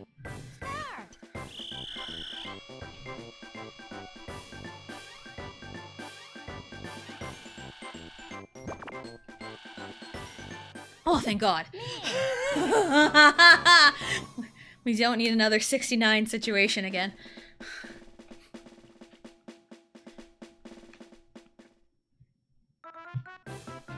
Anyway, oh hey, we're here. I've been ranting so much. Oh, did you miss earlier, Deltora? We had Crane Game earlier, and Mario was the crane, and Luigi was laid in such a way where when Mario grabbed him, it was a 69 situation. Standard last 5 turns procedures, all red and blue spaces are double if passed by Koopa Troopa, you get 20 coins instead of 10. So yeah, I think with the whole colors thing, I think that's just we see it differently. And in my brain, I've always associated Zelda as brunette. Her hair was definitely more brown to me. And it probably could be the lighting and everything. And everything. I know the official art shows her as blonde. I know that. But also the official art for Smash, like, in my brain, I remember the Smash Bros. Brawl art for her. Her hair was pretty dark in that. So, but yeah, it's one of those, like, she still looks like a badass. She is still a badass. It's just, I don't know. Yeah.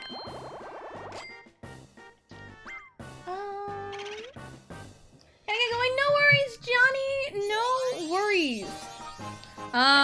Thank you for hanging out. Thank you for stopping by.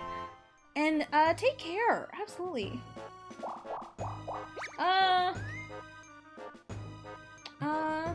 Blue is strategically behind on chat so I can go home after work. Trust. Trust. Decree that I am officially no longer blonde. I have not said you are not blonde. You are the one with that correlation.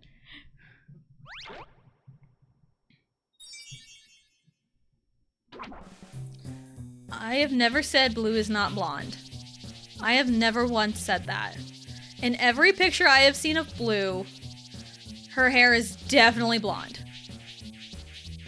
Any image I have seen of Twilight Princess Zelda, it changes. No matter the lighting on a dirty blonde, I feel like dirty blonde stays dirty blonde. You know, that's to me and how I see hair colors.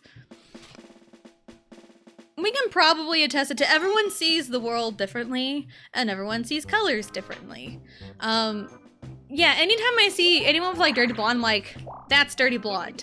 I never question on whether someone is brunette or, you know, a blonde or not. I never have to question it because there's people I see on TikTok, they're like, people say my hair is brunette, but it's not. I'm like, yo, you're literally dirty blonde.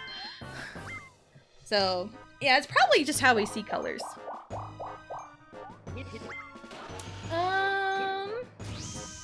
My completely unbiased context clues is that there are too many brunettes in media and not enough dirty blondes. I do agree with that. I do agree with that. I want to see more crazy hair colors. Give me my purples.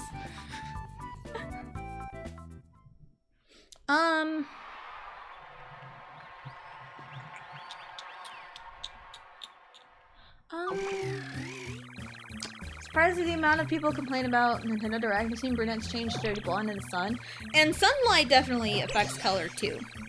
Sunlight lightens up your hair a lot. Finish. But yeah, even like wintertime and everyone's inside, a dirty blonde's still a dirty blonde. Cause like my natural hair color is like a weird mix of like brown, red, and blonde. It's really weird, and I really don't like my natural hair color. I want the red to be brought up more because I think a lot of it is as a kid, my hair was leaned more into the red than it does now. And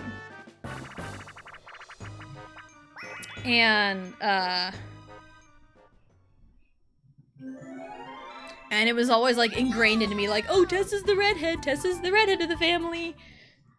You know, and it's like, it's just been so ingrained into me that anytime I have ever like dyed my hair, it's been somewhere in the red family. Like I've gone bright red, dark red, bright orange. This last go around, I tried to do like this ombre of like kind of dark cherry red into the orange.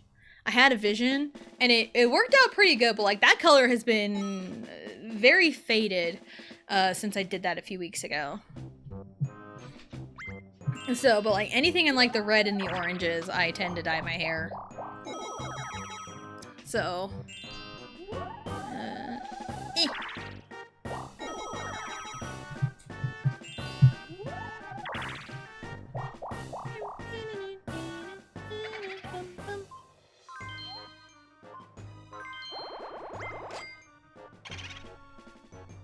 She's stealing my star. Yep, that's okay. A dirty Mountain Dew. Isn't that like cream soda Mountain Dew? I think so. That's a choice though. Alright.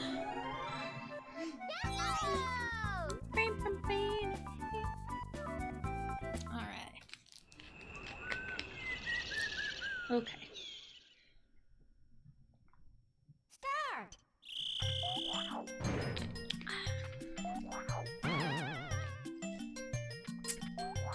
But yeah, I think a lot of us see the world differently, and a lot of us see the colors differently.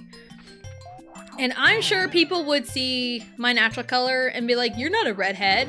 And, you know, probably say they may be right. You know? I haven't, like, really taken a look at my natural hair color in a while. But, like, I feel like the copper looks good on me, in a way. So... And it's like looking more on Twilight Princess Zelda.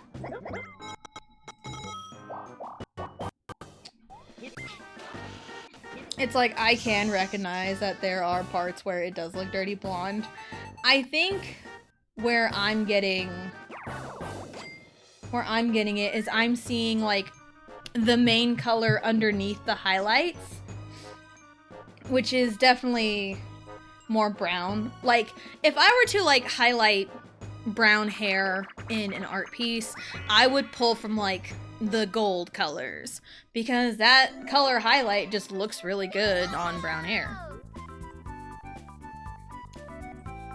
So, yeah, I think a lot of it is I see the main color of what I see. I still love that she wears purple, though. So. Oh yeah, paddle battle. Whee! And if then it's a joke, I do not understand the joke. tell you that right now. And I did catch the Aim to Screw Wario reference, but that doesn't really... that doesn't really pertain to right now. Not really. Wario hasn't really been a threat at all. It's really mostly... Hello?! It's really mostly been Peach. That's been a thorn in my side. Anyway. Dun dun dun dun dun. Anyway, so the consensus on the Nintendo Direct, I give it a solid 9 out of 10. I am most looking forward to Xenoblade Chronicles Switch 2, 1, 2, and 3. And looking forward to Xenoblade Genesis. I am looking forward to that. So hardcore. I love Xenoblade.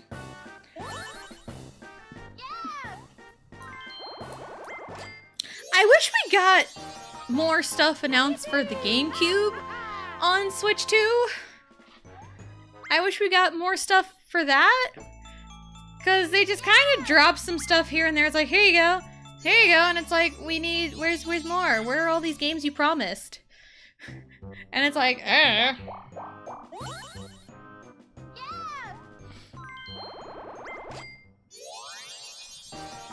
that raining?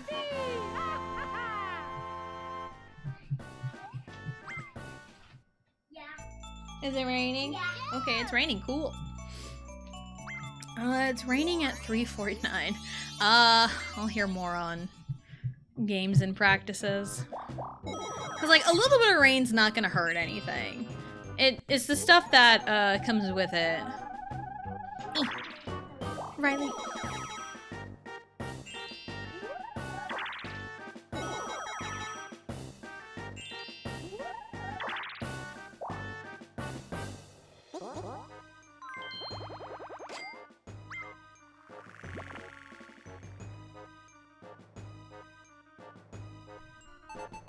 Raining hype.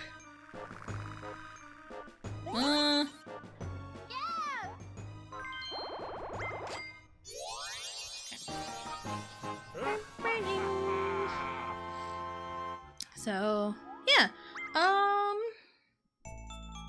Did I? And also, just kind of going back, amount of people complaining about the Nintendo Direct. I've only seen a handful of people complain about something, and people just complain to complain. Honestly, that's dude bro behavior. We don't tolerate dude bro behavior around here. We do not. Resonance. Did I say Resonance? Or Revelation? Is it Resonance? I couldn't remember what the fuck it was. Or hold on. Or was that supposed, that was the, oh my god, hold on.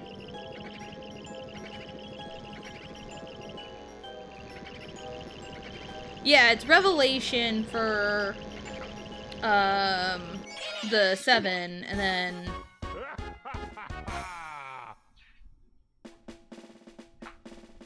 Resonance is the one that was on the Switch, on the Direct. Okay. It's too many R words, man! Too many R words to keep track of.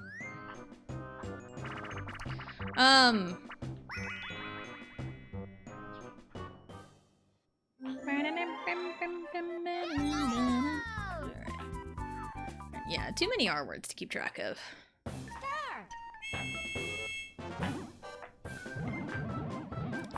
Yeah, I'm really excited for Xenoblade. I love Xenoblade.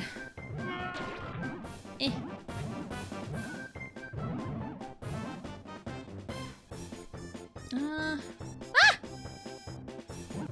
And then, I ranted a lot about Ocarina of Time earlier. Yeah, because I have a lot of mixed feelings about it. I think it'll be great in the end, you know? Just let me feel my feelings. Final Fantasy Resonance, Kingdom Hearts 4, Ocarina of Time Remake, Tales of Eterna Remastered. I think that's about it. Yeah. I know Rhythm Heaven. We said in the beginning. I think that's coming out in October. I think I would love Rhythm Heaven games. Yeah, I think I would love Rhythm Heaven games.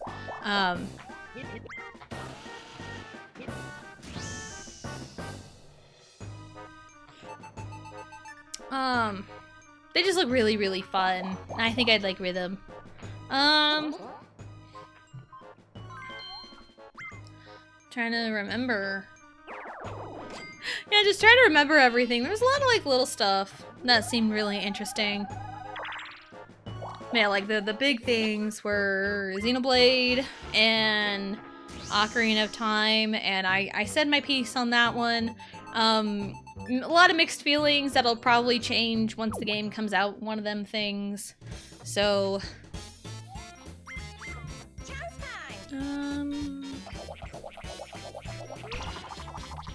1, 2, 3, 1, 2, 3, 1, 2, 3.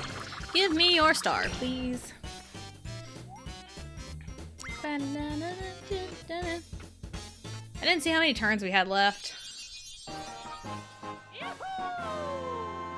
I did not see how many turns we had left. 2? Did I have 2 left or 1? I cannot remember. I can check. 2. Which is great because, did it like stop raining? I don't know. I can't see out my door right now.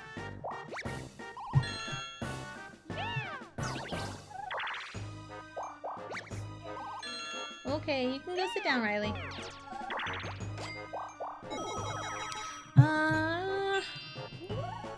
So, yeah. Lots of cool stuff happened. And, like, again, anyone complaining about the Nintendo Direct, can just go suck it, honestly. Because they don't need to be complaining. There's really nothing to complain about. There were people complaining that it was like, oh, the worst Direct ever. In relation to Koizumi demonstrating the thumb wrestling on Nintendo Switch Sports. You know, like, have a little fucking whimsy in your life. You know, get a little bit silly. I mean, come on. Why is everyone so serious all the damn time? People need to get a little silly. There's nothing wrong with a little silliness. There's nothing wrong with having fun. There is absolutely nothing wrong with any of it. People are just complaining because it's not a super badass dark realistic game. Like, dude, when every single game in existence is dark, realistic, in this weird fantasy setting, they all look the exact same. They all blend together. If you show me screenshots of, like, Uncharted, Last of Us, some other realistic game, like, I could not tell you which is which. I couldn't tell you because they're all realistic. When you go so far into realism, then everything looks the same. People turn to gaming as a way to escape realism. Like, give me a little bit of art style. Like Final Fantasy, like the more recent ones. Like, I just finished playing 16 like a couple weeks ago. Like, it has a particular style. Yeah, it looks fairly realistic, but like the style is still pretty good and the character designs are really good. So even like the Final Fantasy VII remake, like it still has that style. It's still stylized. You can have a blend of realism and stylization. You can still have a blend of it. I just don't want everything to be so hyper-realistic because I can't tell them apart. Isn't that the whole point of wanting your game to be successful? Having a distinct art style to set it apart from others? That's why Wind Waker has survived the test of time. People were so upset about Wind Waker at first. They were so super duper upsetty spaghetti about Wind Waker being super cartoony, but like, the art style has lived. Like, it has stood the test of time, even like 23 years later. 1, 2, 3, 1, 2, 3. Give me your star. So, yeah, like, people were so mad about hyper-realistic, even Twilight Princess. It's still stylized. It is still stylized. Yes, it's more dark. Yes, it is, like, more realistic. But, like, it is still stylized. These NPCs, the design looks phenomenal. Like, you can ground yourself in a specific style, but, like, if it's too hyper-realistic, I can't tell it apart. Sorry. That's just been my problem with a lot of like old PlayStation titles, Xbox. It's been my problem. You know? A lot of these dude bro gamers swear by these titles, but like I can't tell them apart. I can't tell them apart. Like, shouldn't you want me to know what your game is? It's probably why Astrobot did it. That's one of the reasons why Astrobot did as well as it did a couple years ago. Because for one, it played into nostalgia a lot. Two, it had a distinct style. It has a character you recognize. So, that's just kind of my beef with it, I guess. I have the ball.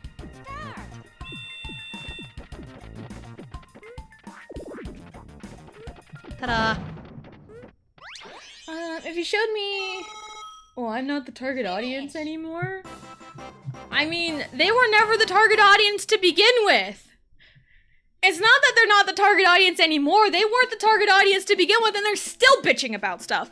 People love to criticize Nintendo, whether rightfully criticize them or wrongfully criticize them. People complaining about this direct are wrongfully criticizing them. This was a really good direct. So, SGF. What is SGF? If you showed me a tree of Resident Evil, Kirby, Pokemon, Call of Duty, Zelda, The Last of Us, I could recognize Zelda, Pokemon, and Kirby. Yes. Yes. Ooh, that's thunder. Sit down, Riley. Thank you.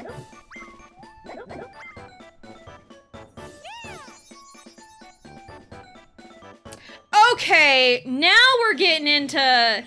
No. Sword and Shield doesn't look that fucking bad!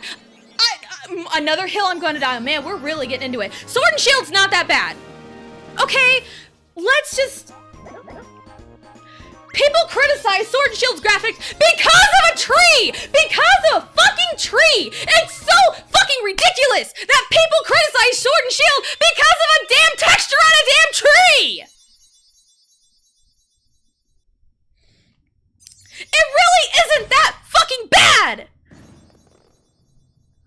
And it's just one single tree people are pointing out! There's plenty of other good to Sword and Shield! There's so much good to Sword and Shield! Is it the best Pokemon game? No! Is it the worst looking Pokemon game? Absolutely not!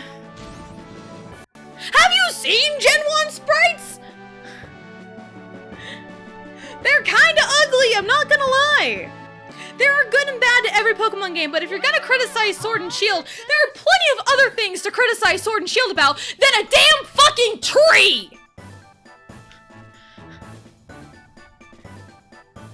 The story, or lack thereof, how it's fairly way too linear for its own good.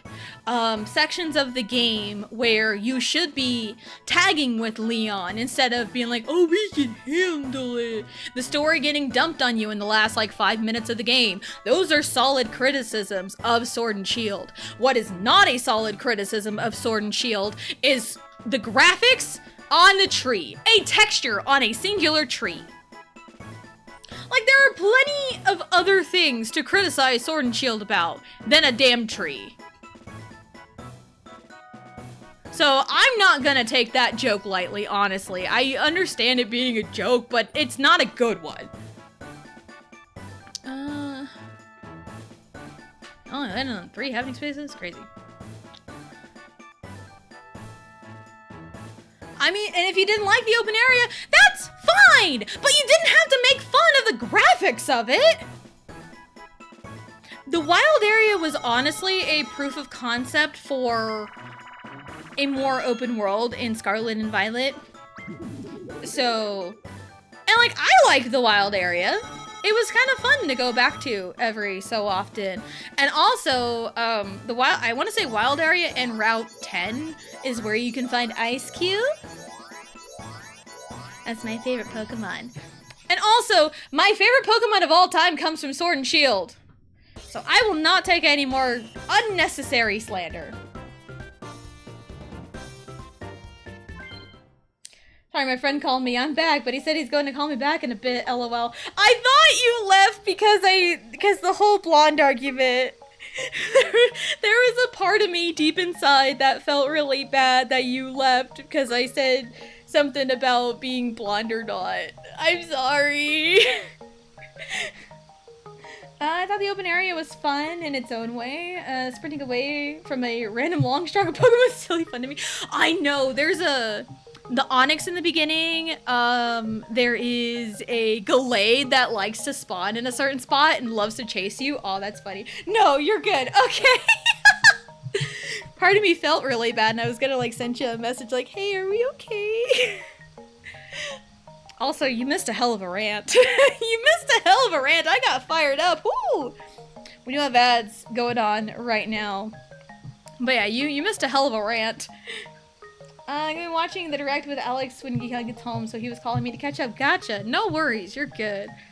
Like, if you get a call and catch up with a friend, go do that. You're good.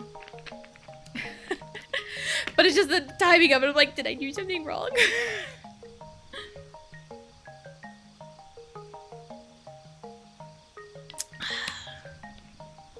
Alright, hopefully... So it's nice. Absolutely! You should be able to talk to your friends. Hopefully the weather holds out, because Riley's supposed to have a T-ball game in 2.5 hours.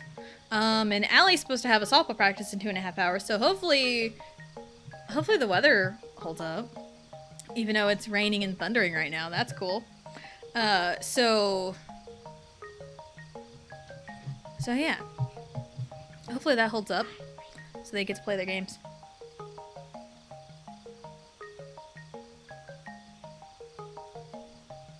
Alright. Said something about something got spoiled though, and I'm praying it's not Xenoblade. Oh boy. Oh no. But yeah, Sword and Shield, not as bad as people say. Sword and Shield are good games. Are they the greatest? No. But are they the worst? Absolutely not. And this is also my gripe about BDSP 2. Whoa, that was lightning!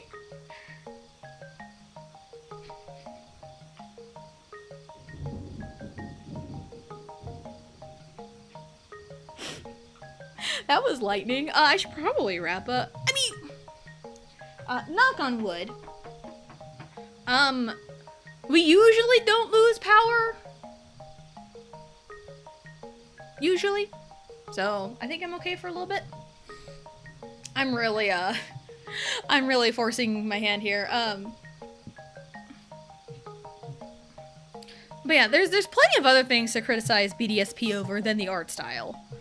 That's everyone's go-to, like, low-hanging fruit comment is the art style of BDSP, and I don't think the art style of BDSP is that bad. There are plenty of other things to criticize BDSP for, like it being a glitchy mess when it came out, the difficulty spike in the Elite Four, it not being platinum, because everyone, or, like, not including platinum elements to the game. It was, like, a direct one-to-one of Diamond and Pearl. So, there's plenty of other things to criticize BDSP over than, there's plenty of other things to criticize BDSP over than the art style. Just like there's plenty of other things to criticize Sword and Shield over than a fucking tree. Well, that hasn't caught my eyes in black and white. And that's totally fair, but one of those, if you don't know anything about something, you shouldn't be criticizing it. Like, I have played these games. I have played... Like, I know I poked fun at Gen 1 sprites. I have seen enough gameplay clips of Gen 1 to have seen them and be like, ugh. You know, I've seen pictures. I've never played Gen 1 off Game Boy. I've never played Gen 2 off Game Boy Color. I've played Fire Red, Leaf Green. I've played Platinum, Black and White, Black 2... played X and Y, I've played Ultra Sun, Ultra Moon, Oris, I've played Sword and Shield, I've played Scarlet Violet. So it's like, I've played plenty of Pokemon. I've played plenty of Pokemon games, so... And I've also, and with some... I'm really pushing my luck right now. I have seen Let's Plays and gameplay of like older Pokemon games. I watched a Let's Play of Crystal years ago. You know, I've watched playthroughs of, you know, Red and Blue, of like challenges, of like clips here and there. So it's like, I've seen enough, you know, and I always preface my statements by like, hey, this is my experience with this thing.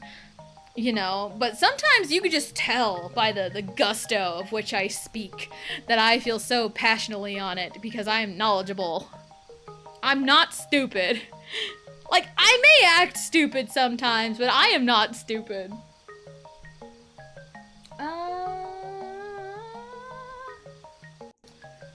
Oh, trade weather. We're super way over, oh no. We're super bright, sunny, hot, and clear skies. Yeah, no. I like the cloudy, I just don't know about the lightning with the game today. Our style's way overhated. I think it's cute, yes. Sunny and breezy here. Never played Sword and Shield. What's the tree drama? The tree drama is essentially when trailers of Sword and Shield came out. People hated on it because the texture of the tree didn't look very good. And people were expecting like Breath of the Wild level graphics or super highly realistic graphics, and they're like, oh, this cartoony tree looks stupid. Like the joke earlier, which caused this rant.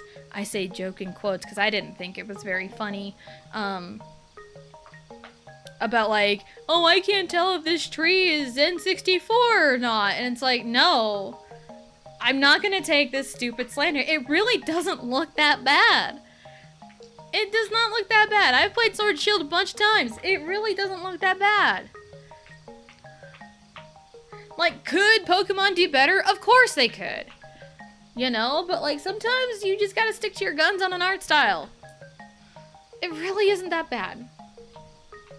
I think the names of BDSP were biggest downside because it's a little too close to Pokemon BDSM. But as someone who didn't get to play Diamond or Pearl, I enjoyed it thoroughly. That's totally fair.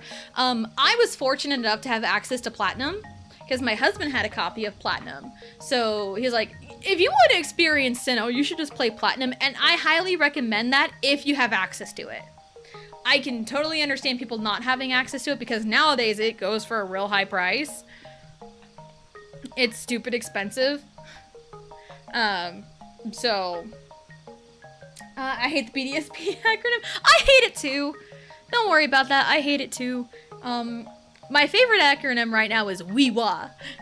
WEWA. It's so fun to say. Winds and waves. WEWA. Not to be confused with WOOWA. WEWA. I like WEWA. It's my favorite. What do we call them? Winds and waves. WOOWA, WW, or WEWA? I like WEWA. Too close to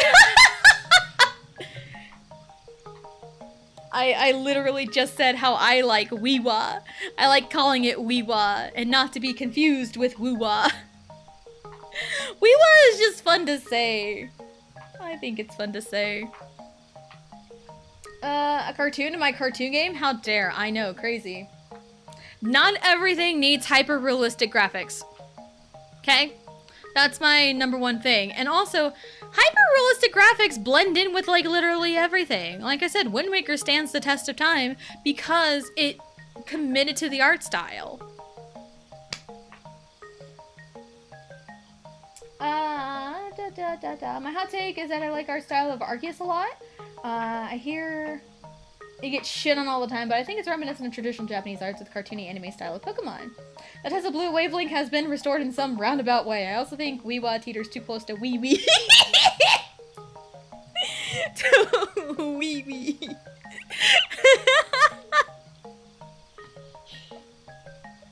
What are you, 12?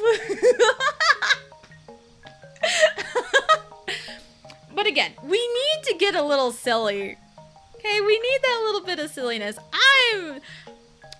I mean, me and my husband call it WeeWa, so we're gonna call it WeeWa. I don't know what the internet's gonna do. I just saw it one time in a tweet after it got announced, and it was really funny to me. So, don't Google Pokemon Wee Wee. Should I ask you how you know?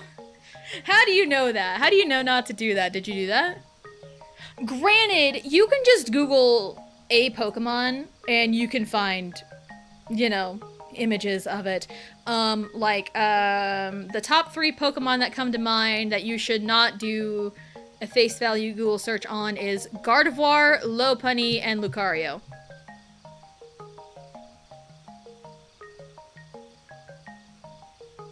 Top 3 Pokemon you should never Google. I'm smart enough not to. Why are the rest of you not? I am not gonna Google it. I'm not. Because I am also smart enough to know to not to. I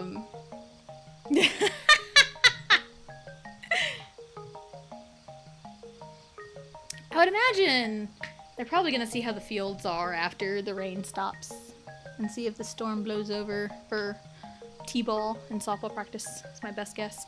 But yeah. Wanna hear a joke? Joke. You have now heard a joke.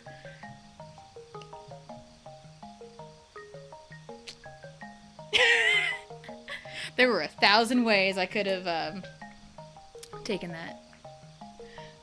What's the difference between toilet paper and a curtain? I don't know, Blue. What's the difference between toilet paper and a curtain?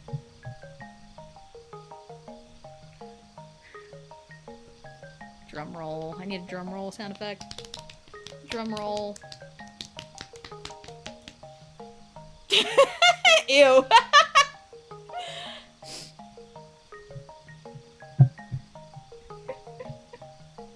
My disappointment as a child when I wanted to find cool art of Mega Lucario. Oh no! That's also the worst too. I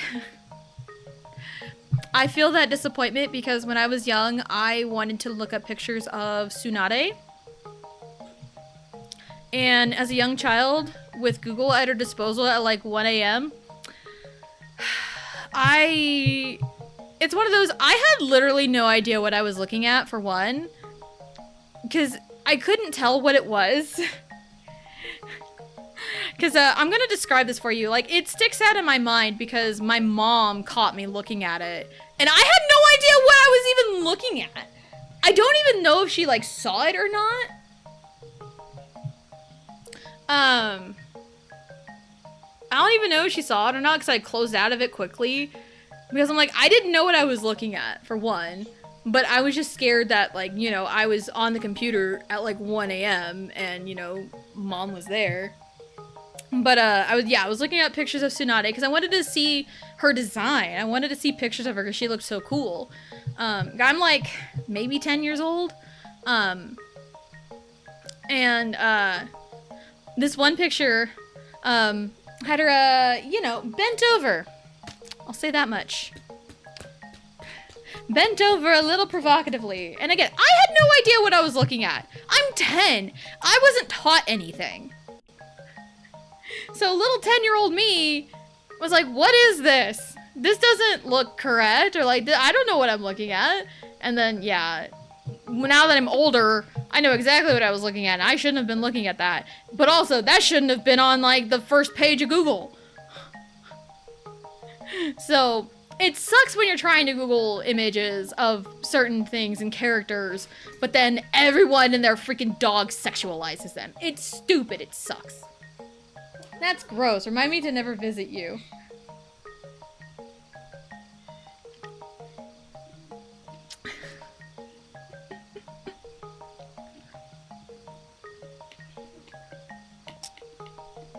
I have never used curtains as toilet paper. That's gross. What do you mean? Anyway, I once found a character very relatable, googled her, and found the 3D figure of her bent over grinding on her sword, ass out. That's insane. Yeah, that is literally insane. Yeah, I've seen pictures of Tsunade, probably some other Naruto characters, because I was watching Naruto at the time.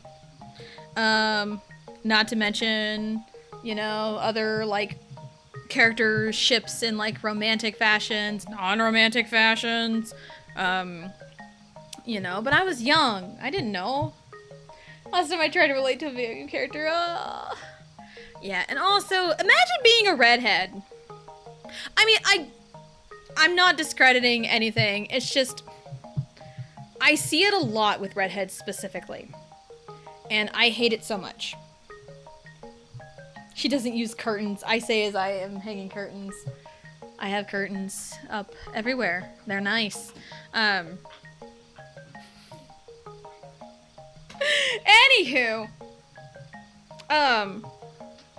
What was I saying? Oh yeah, with redheads. I hate it so much. And it's like, again, going back to like, there's, you know, a beauty standard for different collectives of people. And I see it a lot with redheads. You know, people have their types. People like people like blondes. People like brunettes. But when someone likes a redhead, they really like a redhead. And not in a romantic sense. Anytime you ever hear anyone have a thing for redheads, it's most often taken as a fetish. And I hate it so much. I hate it. Because so years ago when I got my first raid, I went and followed that person. Like years ago when I first started streaming.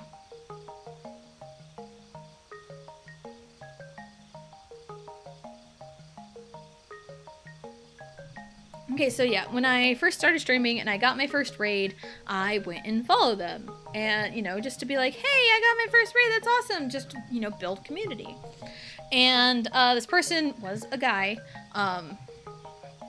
And they were real chill at first. And then this one person comes into their community and I don't know the best way to describe it pleasantly. They were very horny, but the guy liked them and kept them in the community and turned them on into the Pokemon community and everything.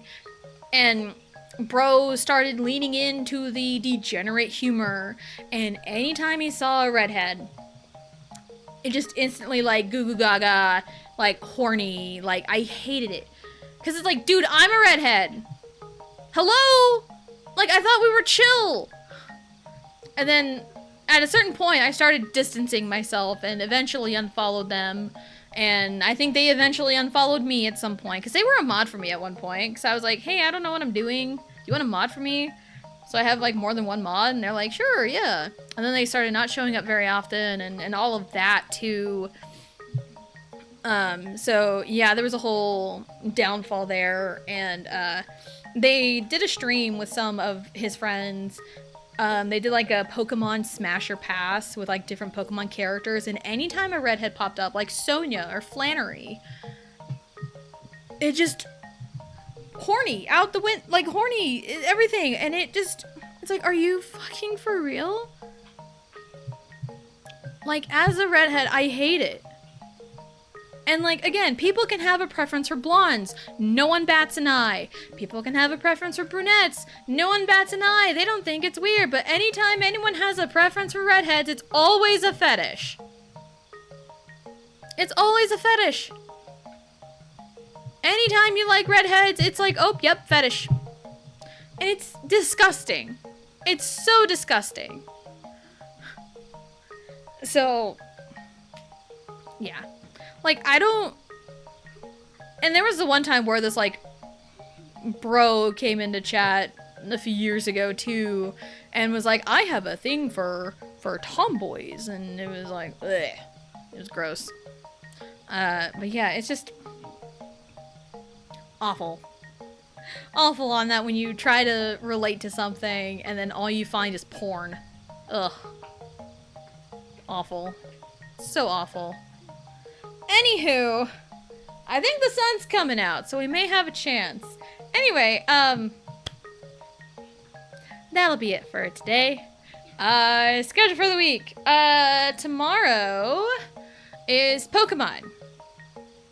Tomorrow's Pokemon Day. I think we're on the SSN. We're right before the rival fight on the SSN. We're about to go get HMO1 cut. I think that's what we're doing, because I had to do a hard stop last time. So we may do like a soft stop tomorrow, because more softball games this week. Lots of games this week. So I'm gonna be real busy the next like week or so. Because we got T-ball game today, Allie has practice, Allie has a game tomorrow, Riley has a game Thursday, Allie has a game Friday, Allie has a birthday party on Saturday, Sunday we're off, and then a game on Monday, and Riley has a game Tuesday, and then nothing on Wednesday the 17th, so everything's just crazy. I'm about to kill Eradicate, I am. Better witness it. Happy birthday! Allie says thank you. Del Toro said that. Thank you, Del Toro. I don't know if you can hear her. Thank you.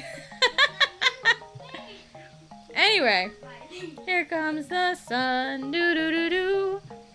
Anyway, yeah, tomorrow is Pokemon. Thursday, we might be able to squeeze in a Mario Party 1 stream, knowing how today ended, because Riley has a game at 5:30 on Thursday. So that might be one of them hard stop situations, or I might purposefully do a shorter board. Careful, please, you two. Thank you. Be nice. Okay, anyway. So if there's no stream on Thursday, don't be surprised. I might squeeze in a smaller, or like a smaller board, like probably Peach's birthday cake. That might be a good one to do on Thursday. And then Friday will be Pokemon again, and Allie has a game that day. Monday, no stream on the 15th, because for one, Allie's birthday, and for two, she has an away game. We're out of town. And to get to there at the right time, I would have to leave right at 4. And I do want to leave earlier because where I'm going takes me through my hometown, and I do want to stop by my parents' grave. So, because I haven't seen it in a while. So, anyway, let's find someone to raid. Here comes the sun. Doo doo doo doo. It's in my head now. Anyone live?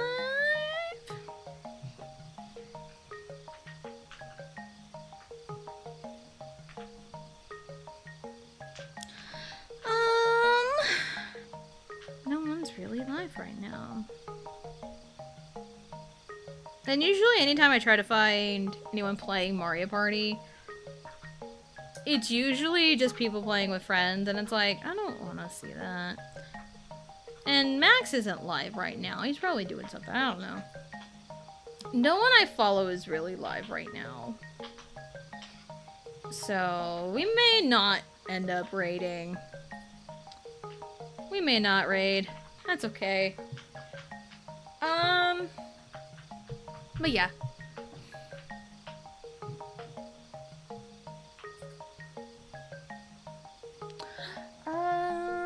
Yeah, tomorrow on Pokemon. Yeah, I said it earlier. The real raid was the friends we made along the way. Exactly. The real raid was the rants we had all day.